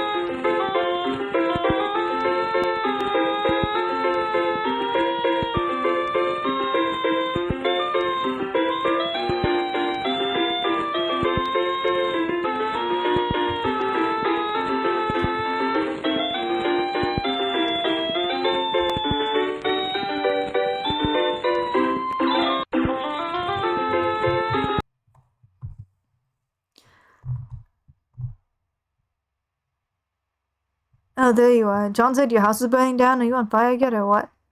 No, for now I have retired to the safety of a smaller building which is much closer to the forest fire threatening my residence. Oh, well, that's a relief. John told me to get the game to help you get out of there, so I'm working on that now. Working on it? Yeah, my brother's coffee. Long story. Hey, don't tell John, but I think he might have been right about the puppets. They're sort of starting to fake me out a little. You're referring to your brother's collection. I mean, don't get me wrong, I think it's cool and all, the semi-ironic puppet thing or whatever, or the semi-ironic, man, I don't even know. I'm just starting to think that all this shit, some of this shit has gone a little far and that it's kind of fucked up. I've seen his websites. I like them. Haha, yeah, well, you would. Oh man, I wish little Cal wouldn't look at me like that with those dead eyes. Jesus. Sometimes I dream he's real and he's talking to me and I wake up in a cold sweat and basically flip the fuck out. That actually might be happening.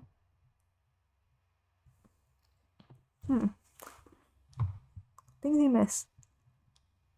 I mean, I knew about Dirk, and Bo, but he's trying to get to Dave too.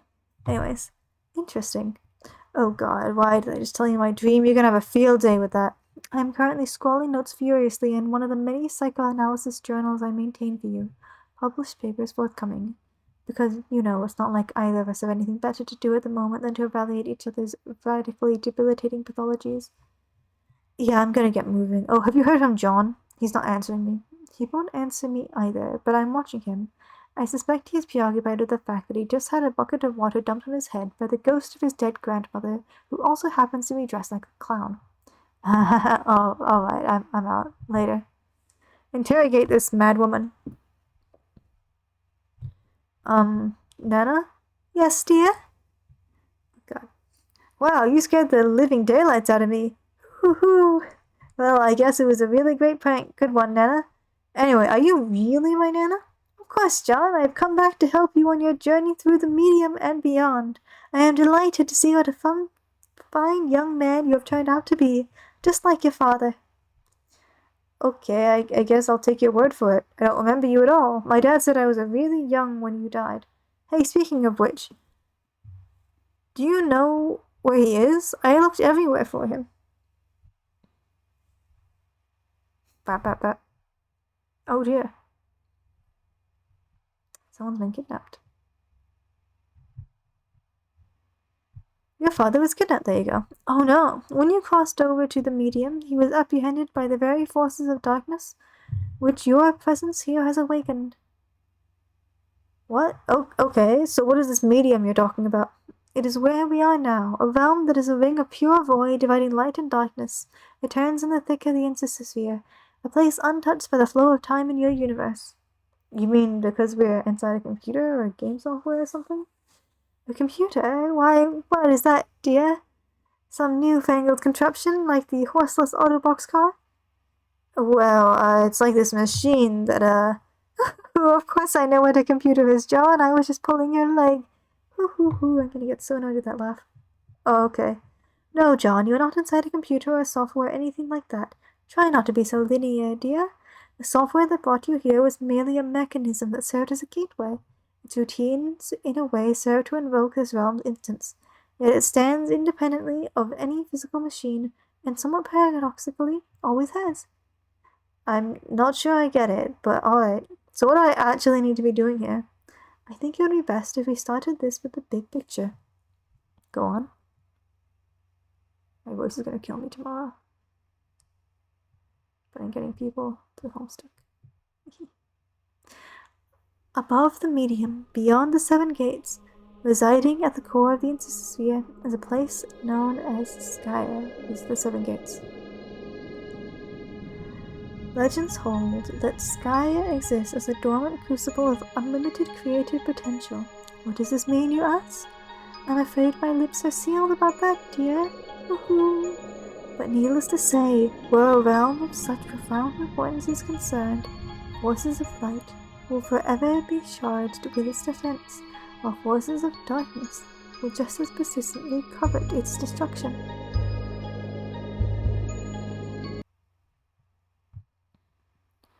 And as it happens, at the center of this realm, whose fate is in question, these very forces duel on a stage, stuck in eternal stalemate.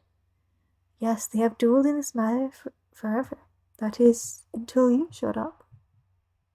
Me? Well, John. Me? Yes, you, John! Before your mishap with my ashes, you may recall the sprite's previous incarnation, which resurrected from its kernel's hatchling. You see, this hatching occurs automatically in response to your arrival. The result is a pair of kernels. Scrolling up so you can see that. One light, one dark, each carrying its own. Me scrolling back up to the cutscene.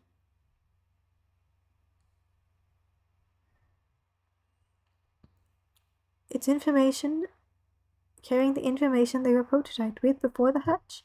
One goes down to a kingdom entranced in darkness, the other up to a kingdom basking in light. Each comes to rest in an orb atop a spire, of which there are 3 others in kind. The 4 spires are situated above a throne, and these 2 thrones preside over 2 respective sovereign powers. And once these kernels are situated, that is when the game is afoot. The true war begins, light versus dark, good versus evil. This is a war where the forces of light are always destined to lose, without exception. Quest of futility, then. Wow, really? Then what's the point? That remains for you to find out, dear. But you see, the journey you are about to take is the ultimate riddle. Whoa! For now, your objective is to proceed towards Skya and pass through the first gate, situated directly above your house. That is boy. Not even terribly far. The gates will become progressively more difficult to reach, so you'd better be prepared to sharpen your adventuring skills. How am I supposed to get up there? You build! Okay, I think I get it now. So I guess this battle against good and evil is sort of irrelevant? Well, I don't know, that all sounds kind of weird, but in any case, they build a house to get to those gates, and then I can save my dad. Yes, John. And then after that, we solve this ultimate riddle thing and save the Earth from destruction. Oh, no, I'm afraid not. Your planet is done for, dear. There's nothing you can do about that. Oh. Your purpose is much more important than saving that silly old planet, though. And that is? Yes, I'll have to agree with the float hag about that. John, you are such a good boy. I know you will succeed. Thanks, Nana. You're a good boy, and good boys deserve treats. Hooray! I'm going to bake you some cookies. The hag mentioned cookies. Pursue her! God damn it, this is just what you need. More baked goods! It's Betty Crocker. John, you do not say no to cookies. I'd command you get them. You totally abjure the hell out of that idea. You're so busy abjuring you don't even notice Rose has been trying to pester you this whole time. Rose hit John in the head with the box to get his attention. You give John a swift drubbing in the noggin, but he is undeterred. After some fit he is throwing, perhaps you will take the spare moment to contemplate the nanosprite's strange tale. It may also behoove you to record your thoughts on these developments. In your GameFAQs walkthrough/journal, it can be hard finding time to update it. In fact, you're not even sure where you found the time to write what's already there. Neither am I, Rose. Oh, is that so, Jasper? And just who do you think you're looking at with that smug grin? The last thing we need is sass from a dead cat. It's pretty much all his fault you're in this mess in the first place, so we can just button it. Everyone is sassing her, apparently. John, cookies, now! You refuse outright! His impudence is insufferable. Go get the cookies! Well, when you put it so politely, how can John decline?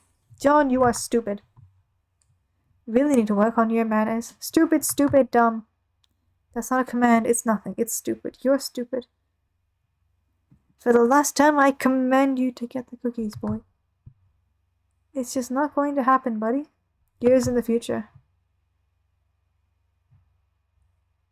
An agitated finger slips mid-keystroke.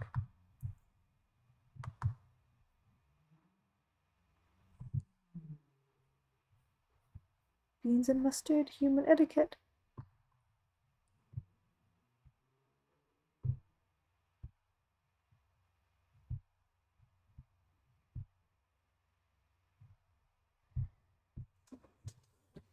God.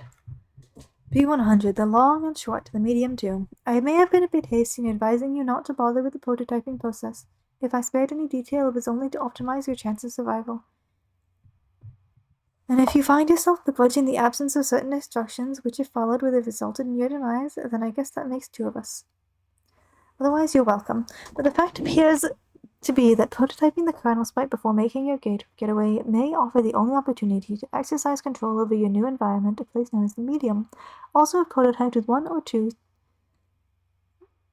sufficiently, albeit loose, humanoid and or sentient elements living otherwise, it offers the chance to have all this explained to you by an apparitional guide through whatever sort of cryptic, sketchy doublespeak your choice of prototyping elements engenders. In lieu of this, you may be forced to settle for my clear, thorough explanations and assiduous dissections of raw data. Again, don't mention it. If you have made it to the medium with an untransed vanilla spite, well, I've already covered the bad news about this missed opportunity, and I'll go into this further soon. Though to what extent this is actually bad news, I'm not sure. I know only the results of my co-player's current configuration, wherein the spite was prototyped once before the player's departure and once after. Which brings us to the good news, which is that you can still prototype after your departure and salvage the massively rewarding experience of haggling with an exposition-slinging phantom guide. So as long as you avoid prototyping with terribly inert items such as a brass door knocker and your father's pornography collection. Actually, that might be interesting. If you are struck by the spirit of such experimentation, please don't hesitate to contact me about it. So yes, you can enhance your spite in this way, but doing so after your departure will no longer induce this effect on the medium I alluded to. That can only be accomplished with one or more pre-departure prototypings. In fact, we can extrapolate there are only so many ways to prototype a spite. Tiers of prototyping in relation to departure. Both before, one after, both after, only one, either before or after, none. Those occurring before will affect the medium through the kernel's hatching process and your guide, i.e. the spite. Those occurring after will only affect the spite. The effects this process have on the medium, or more globally, the insistent sphere, are still vague to me. They have to do with flavoring the forces you will struggle against, and generally all forces at odds with each other in this realm. It has given me some insight into the nature of the game, which I again derived through extrapolation. We appear to be engaging in an instance of a dimension with a highly flexible set of parameters, and a series of objectives surrounding an equally flexible methodological framework. This framework seems to begin as a sort of blank template,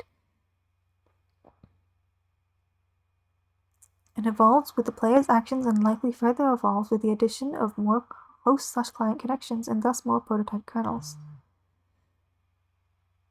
I regret to say I can't be much more specific than that without loosely extrapolating further. There are plenty of questions that have occurred to me.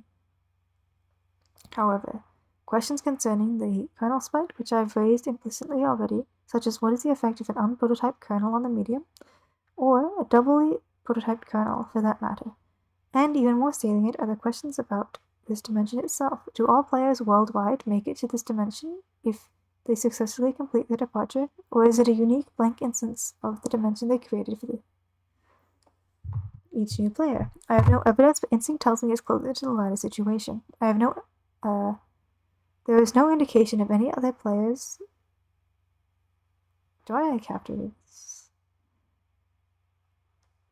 present in this realm. Alterations in the realm seem singularly centered on the actions of my co-player and myself. If I had to stake anything on it, I would guess every separate client-player pair activates its own fresh copy of an instancer, or a unique session, if you will. But the quantity of play is a further complication, which invites more questions.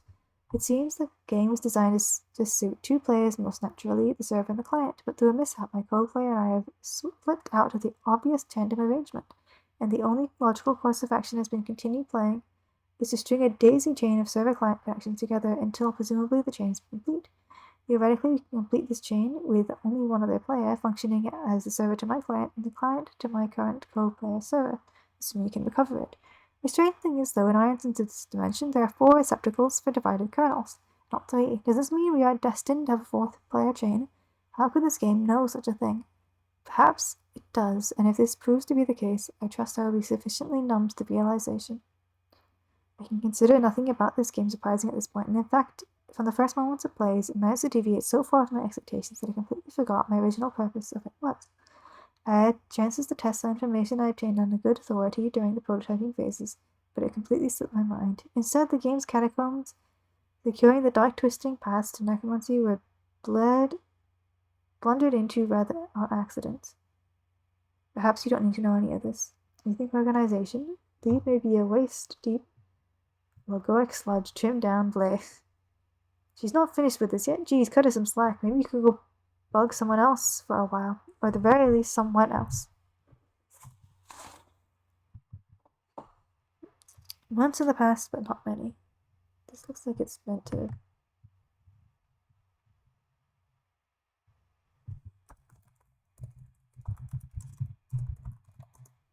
Do I just not house?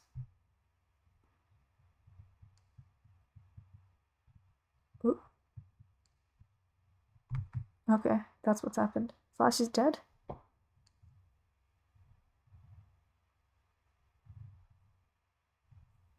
Right. Once in the past, but not many. Hi, happy birthday, Rose! Hello, and thanks. Did you get John's present yet? I just opened it this very moment. What a stunning coincidence that you would ask about it now. I am stunned. Yeah, I know. What will you make with it? And who said it was something from which something could be made? Well, John did tell me what it was, duh. I suppose I'll take a stab at learning the craft. It's the least I can do in response to the subtle dig concealed in his gesture. He often tells me I need a new hobby when I make a perfectly reasonable analytical remarks. Oh, but Rose, I don't think he meant anything like that by it. You see, not everybody always means the exact opposite of what they say, the way you and Dave always do.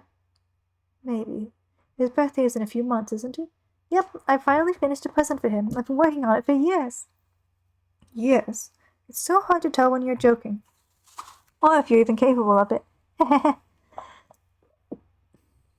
I just mailed it too, so it's sure to get there on time. Mail takes quite a while to get anywhere from here. I'll probably craft something with strong sentimental value.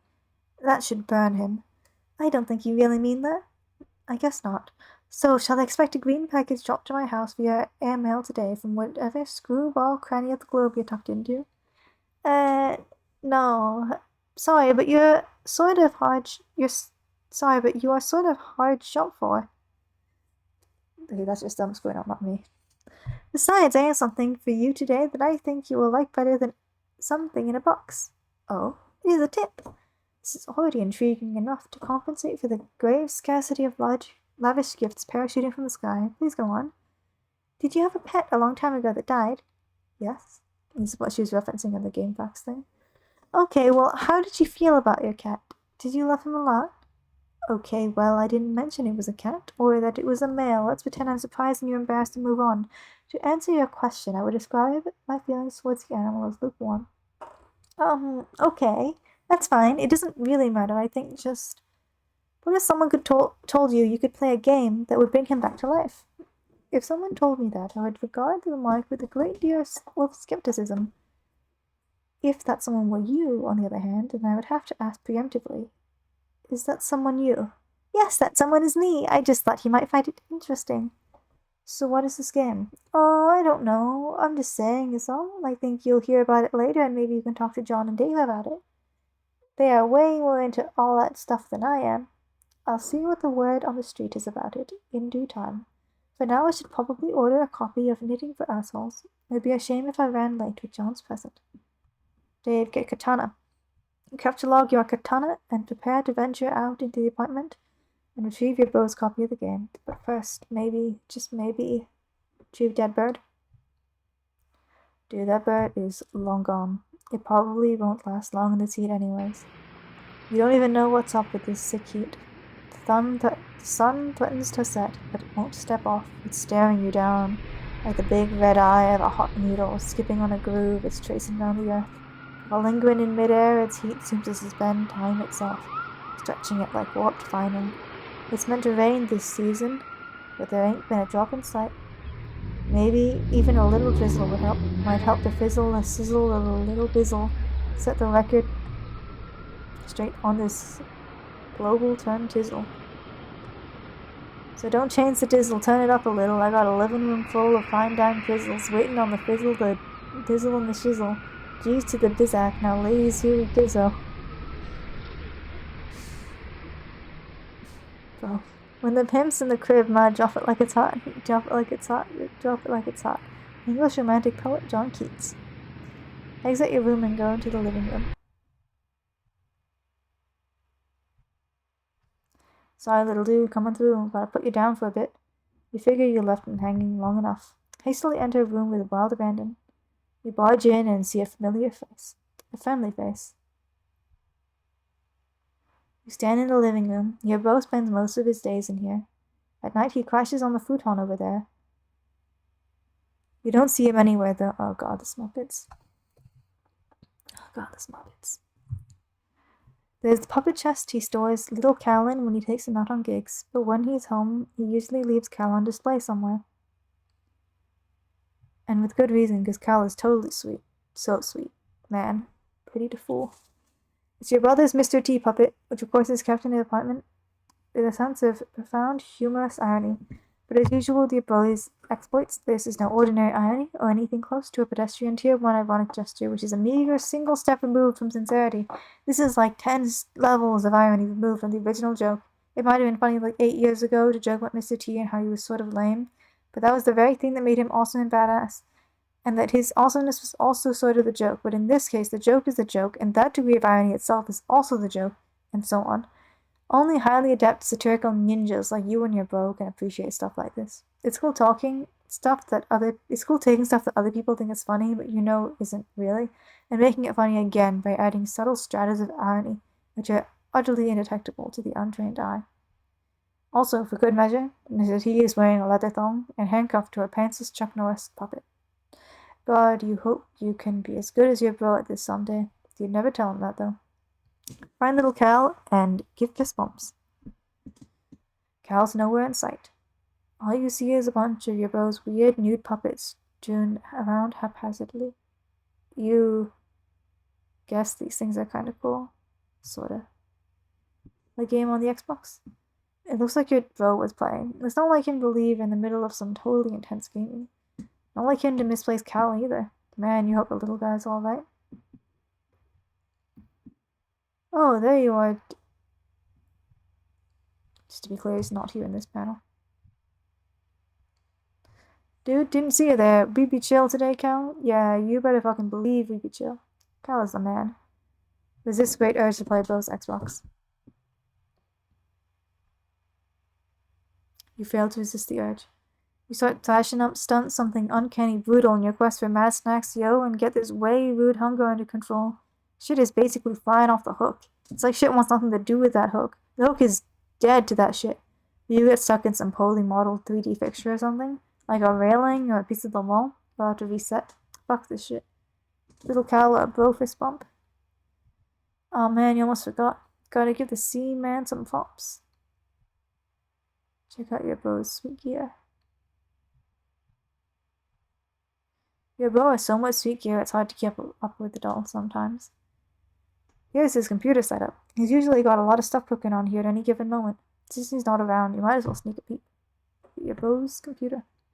Oh, hell no. Your bro's computer is password protected, of course, to protect all the incredibly top secret shit he's got on burners.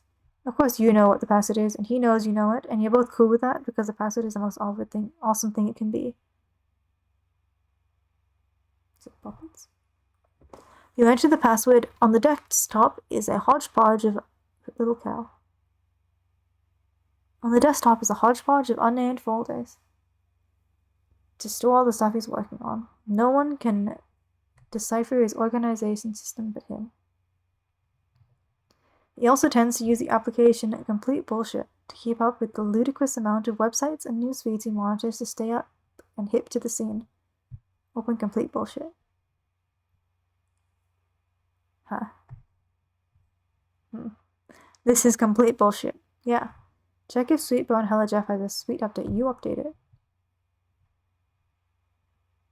Your bro keeps up with your projects in his aggregator, just like you keep up with his. He's tuned into your various blogs, and of course, Sweetbone Hella Jeff. You navigate to the latest comic in one of the many bullshit feed bands. Is this the same one? Bro, I got a ticket for the big game. Dog, I'm so jealous. You know I love the big game. I can't even do the deep voice right now. Oh yeah, and there he goes. The big man has the rock. He's driving so hard through the paint downtown. Alley-oop for the slam dunk. Okay. Anyways, mouse over the orange stripe containing plush lump.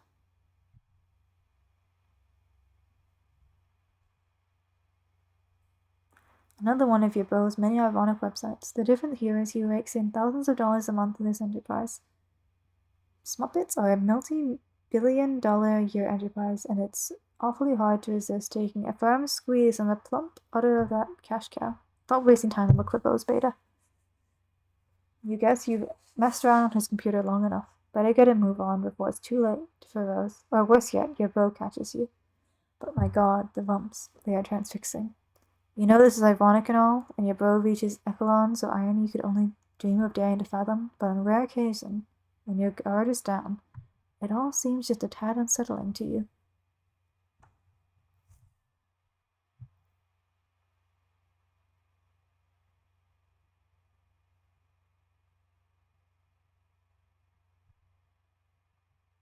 Oh, hey there, little cow. Give little cow a nervous fist bump.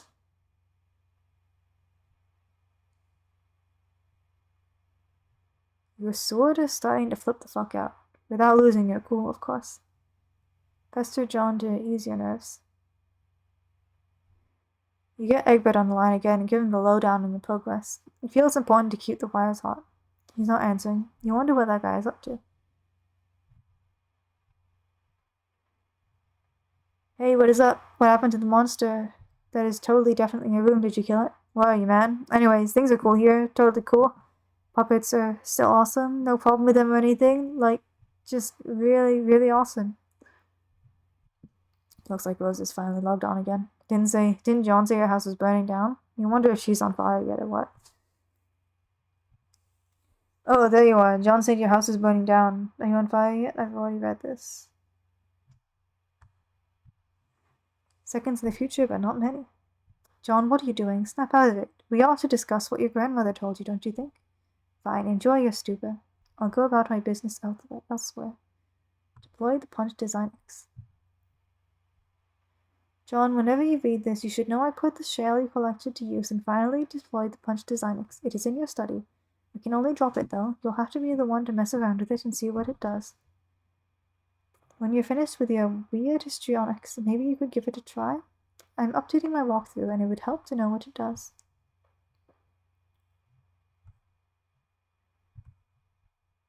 Also, I should probably warn you that your house and yard are completely infested with monsters now. Try to be careful. So I can see. Stupid, lousy imps. They're mucking up all my cool stuff. Oh, there you are. Oh, yeah, sorry. I'm not sure what came over me there. I was acting really crazy for some reason. But my head feels like it's clearing up.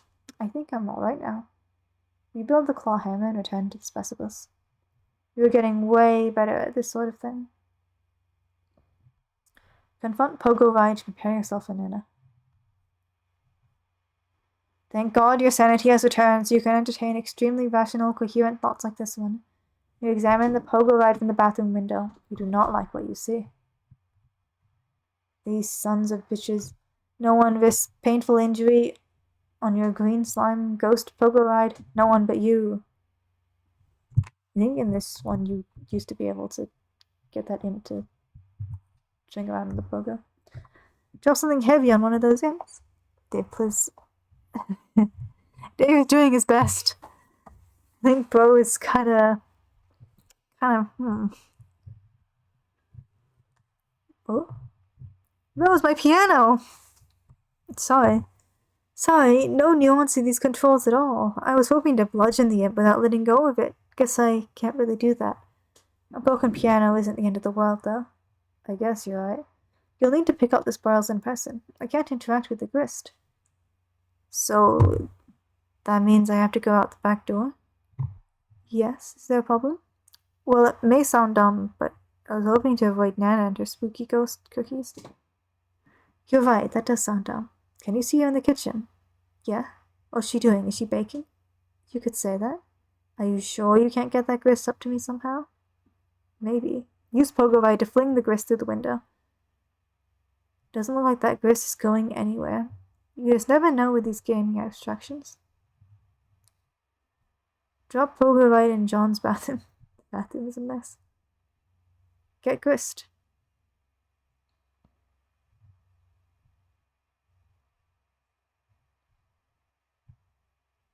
There you go. Now why don't you check out the design, because you can do that while I get to work. On what? Level up for playing the imp piano. The piano, in its valiant effort, has unfortunately been slain. But if it hadn't, it would have raked in so many boondollars you have no idea. So many. It's time to build. Stairs. Nana said to build, so that's what I'm doing. Oh, yeah, okay. But this is sure is going to take a lot of grist. Looks like you're going to be busy, John. Wah, what are you building? Stairs. They're fairly expensive, actually. Oh man, I could have warned you about stairs, Rose. There's the callback.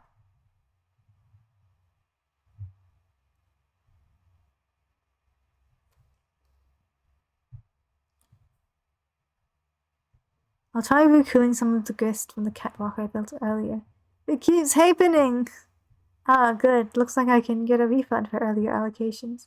I told you, Rose. I told you about stairs. Okay, consider me fully briefed on the matter of stairs. Now, if you don't mind, it's hard enough to concentrate on this without immersing ourselves in Strider's non sequitur. Do you know he thinks puppets are cool? Does he? He's so dumb. Use build grist to construct observation tower on roof. Oof. Okay, obviously you don't have enough grist yet for something that ambitious, but you can get started with something of a foundation for upwards construction at least. Check cabinets for imps or useful items. No imps in here, just a lot of shaving cream. Dad loves shaving cream. It's basically all they do, when they're not baking, that is. Bring 2 cans of shaving cream. Bye-bye telescope.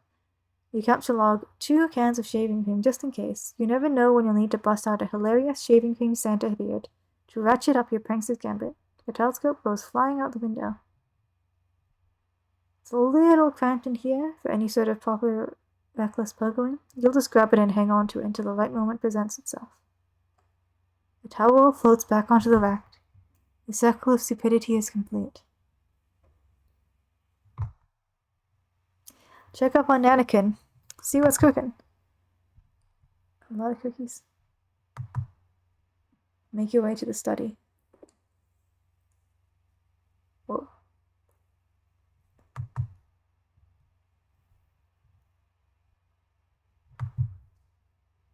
Oh, jeez. It looks like the imps have taken a shining to the Quackstruder. Quacksite and Black Deer everywhere. Ride Slimer Pogo and one up that imp.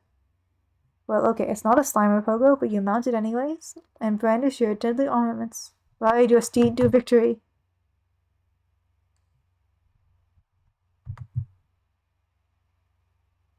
This is incredibly dangerous. Let the fuck out. See how they like the old double barrel latte blaster. Whoops, oh shit. Mr. John respectfully asks that you please stand up. Tone shift, huh? Don't move or the pogo gets it! Now, sir boy, flee from this boyish rabble post-haste.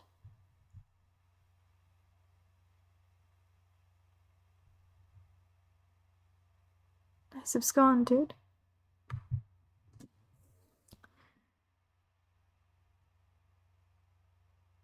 Refrigerator, level up for slaying the imp.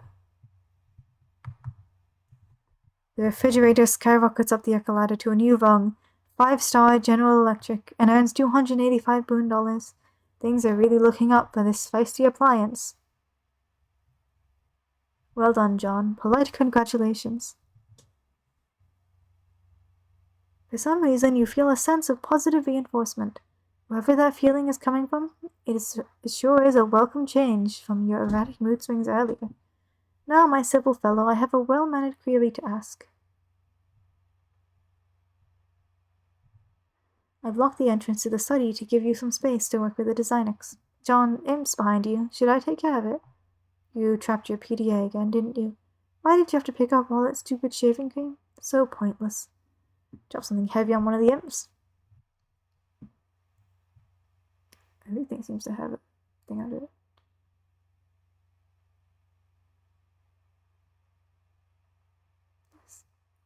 Might I bother you for a can opener? Oblivious to the commotion behind you, suddenly you find yourself pondering the whereabouts of a can opener. You think there's probably one in the kitchen, but the path is blocked by your refrigerator. John is completely unresponsive. What the hell is that nincompoop doing? Yours in the future. But let's not get totally carried away here. A studious eye darts about apace like a honeybee, gathering the nectar of wisdom.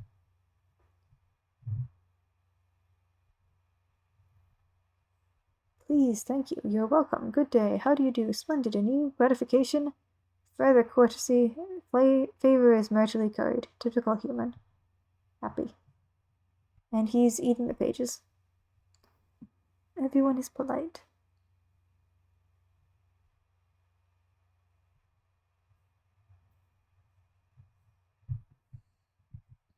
Absurd vestigial fourth digit is cantilevered.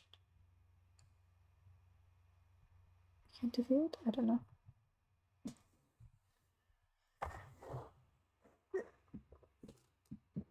Ellen P. Murder. Imp murder. It's okay, then mobs.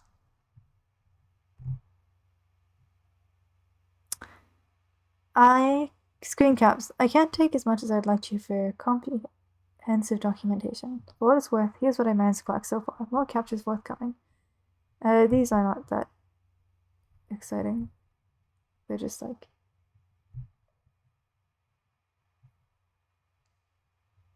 I don't really want to go through them. That one says that this is severed from the grid and there's still electricity. He still has internet. That's how Grist works. My throat is starting to hurt, actually. Construct loft above John's room.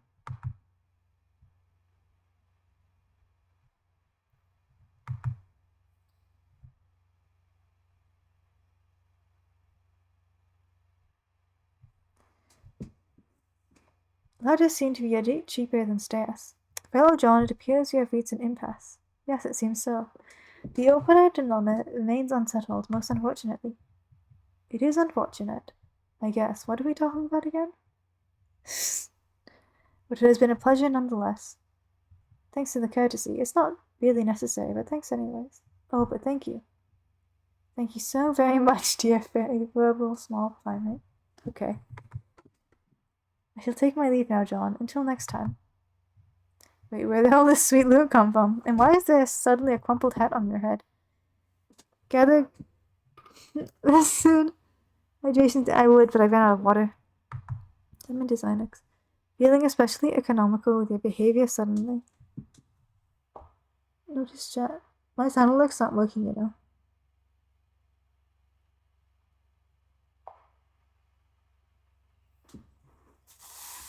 Did I take that long? Hello.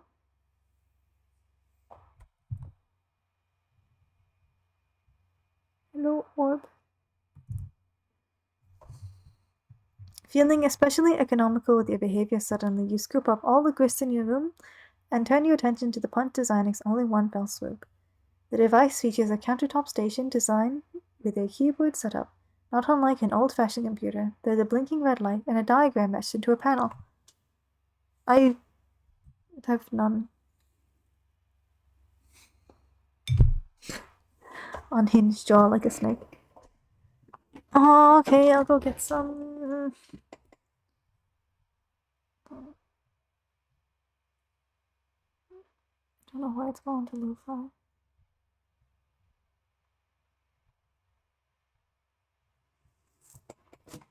I'll go get it. You guys can have Homestuck music until I get back. It's playing or what?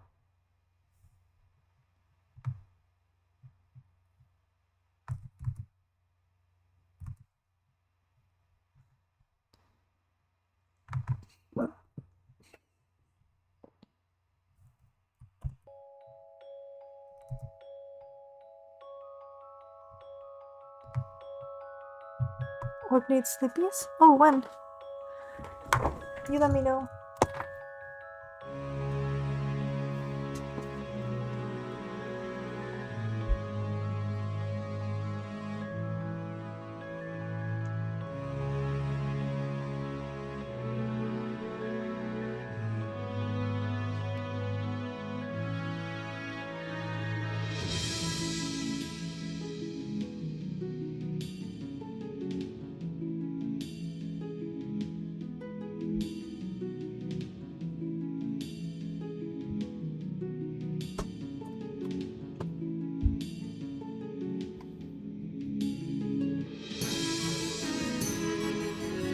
I'm gonna keep going here. Oh, okay, we can end here.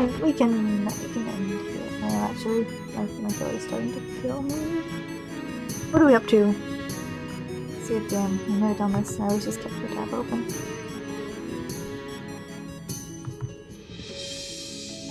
$521?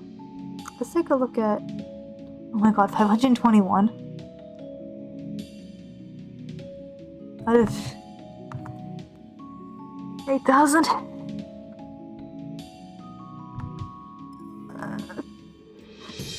Not even like a quarter of problems with.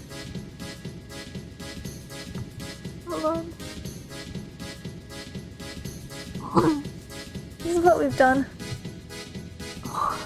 Stop there already. When does Act 2 end? I get Cantown soon, that's nice. Where's the Jade's off?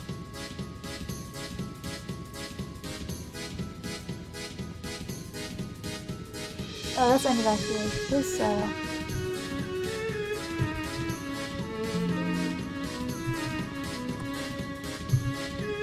why is there no...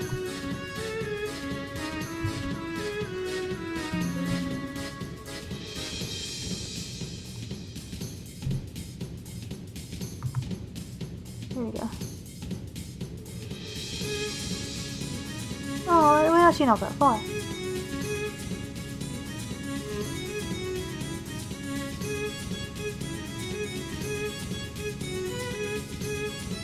Yeah, we're actually quite close. We almost finished Act 2! You got for... Oh, good. Okay.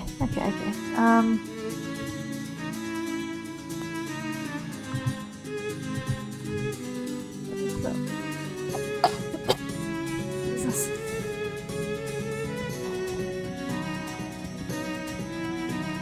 Hope you enjoyed. We'll have another session of this sometime. We did.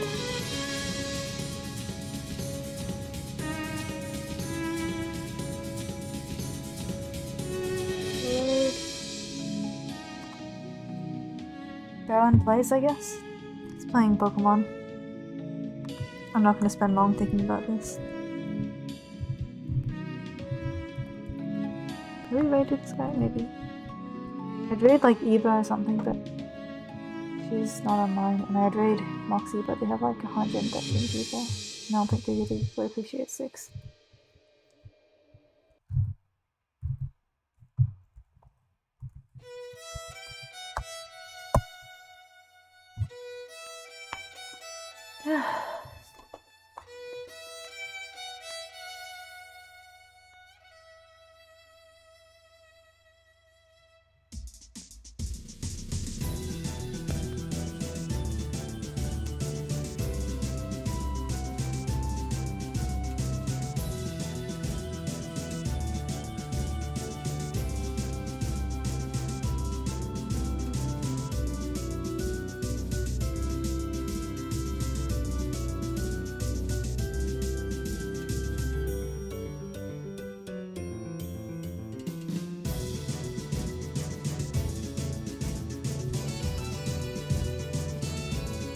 How was stream today, SB? What was going on?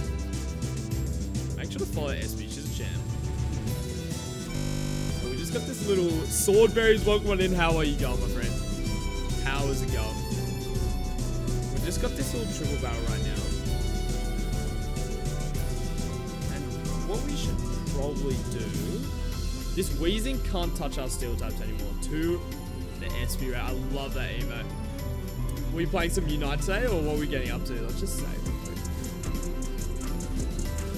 I think on this slot, I Ironhead the Wheezing. I switch into Bennett on the Focus Blast, and I Flamethrower. We had a bit of Unite. Hell yeah. Well, thanks for the raid. Thanks for sending the community over here. I hope you're doing well. It's been a while. Please don't tell me it used Desperate One. I know what it used there. United's a great game. Me and SB actually have the same main as well. Gardevoir, it's so much fun. Let's Read got quite a way into Act 2. Hell yeah. Hell yeah. Everyone go follow SB. She's a champion. So make sure to go send some love that way. She was happy and nice enough to send the love our way as well. So make sure to give our friend a follow. She's been around for a while. But I think that's GG. That flinch there should have gotten us the kill. I think we just Ironhead and Slash. That should guarantee us the kill. And this doesn't do anything. Oh yeah, Absol's the hardest thing to deal with as a Gardevoir. Literally. It's so annoying. It just jumps around all over the place. But GG's, we take no losses there. But unfortunately, Believers are in shambles. Believers are in absolute shambles. I did lose my dumb Manitan. Believe me, I never turned down a challenge. Get better. Absol does body us, to be fair. Especially early game, when you're just a little baby rolls. But easy, not too bad. So that was that, and I believe we just have straight into Getsus. You're not scared. Just hit him with the psychic future sight combo. GG's. But now we can go into the battle that we actually prepped way back before. So we've already prepped the next battle, and we can go straight into it, which is really nice. So this comes. This comes. And I think the last Pokemon was Lapras, right? Lapras comes as well. Where's my Lapras? It's in my body. Cool. We're ready to go.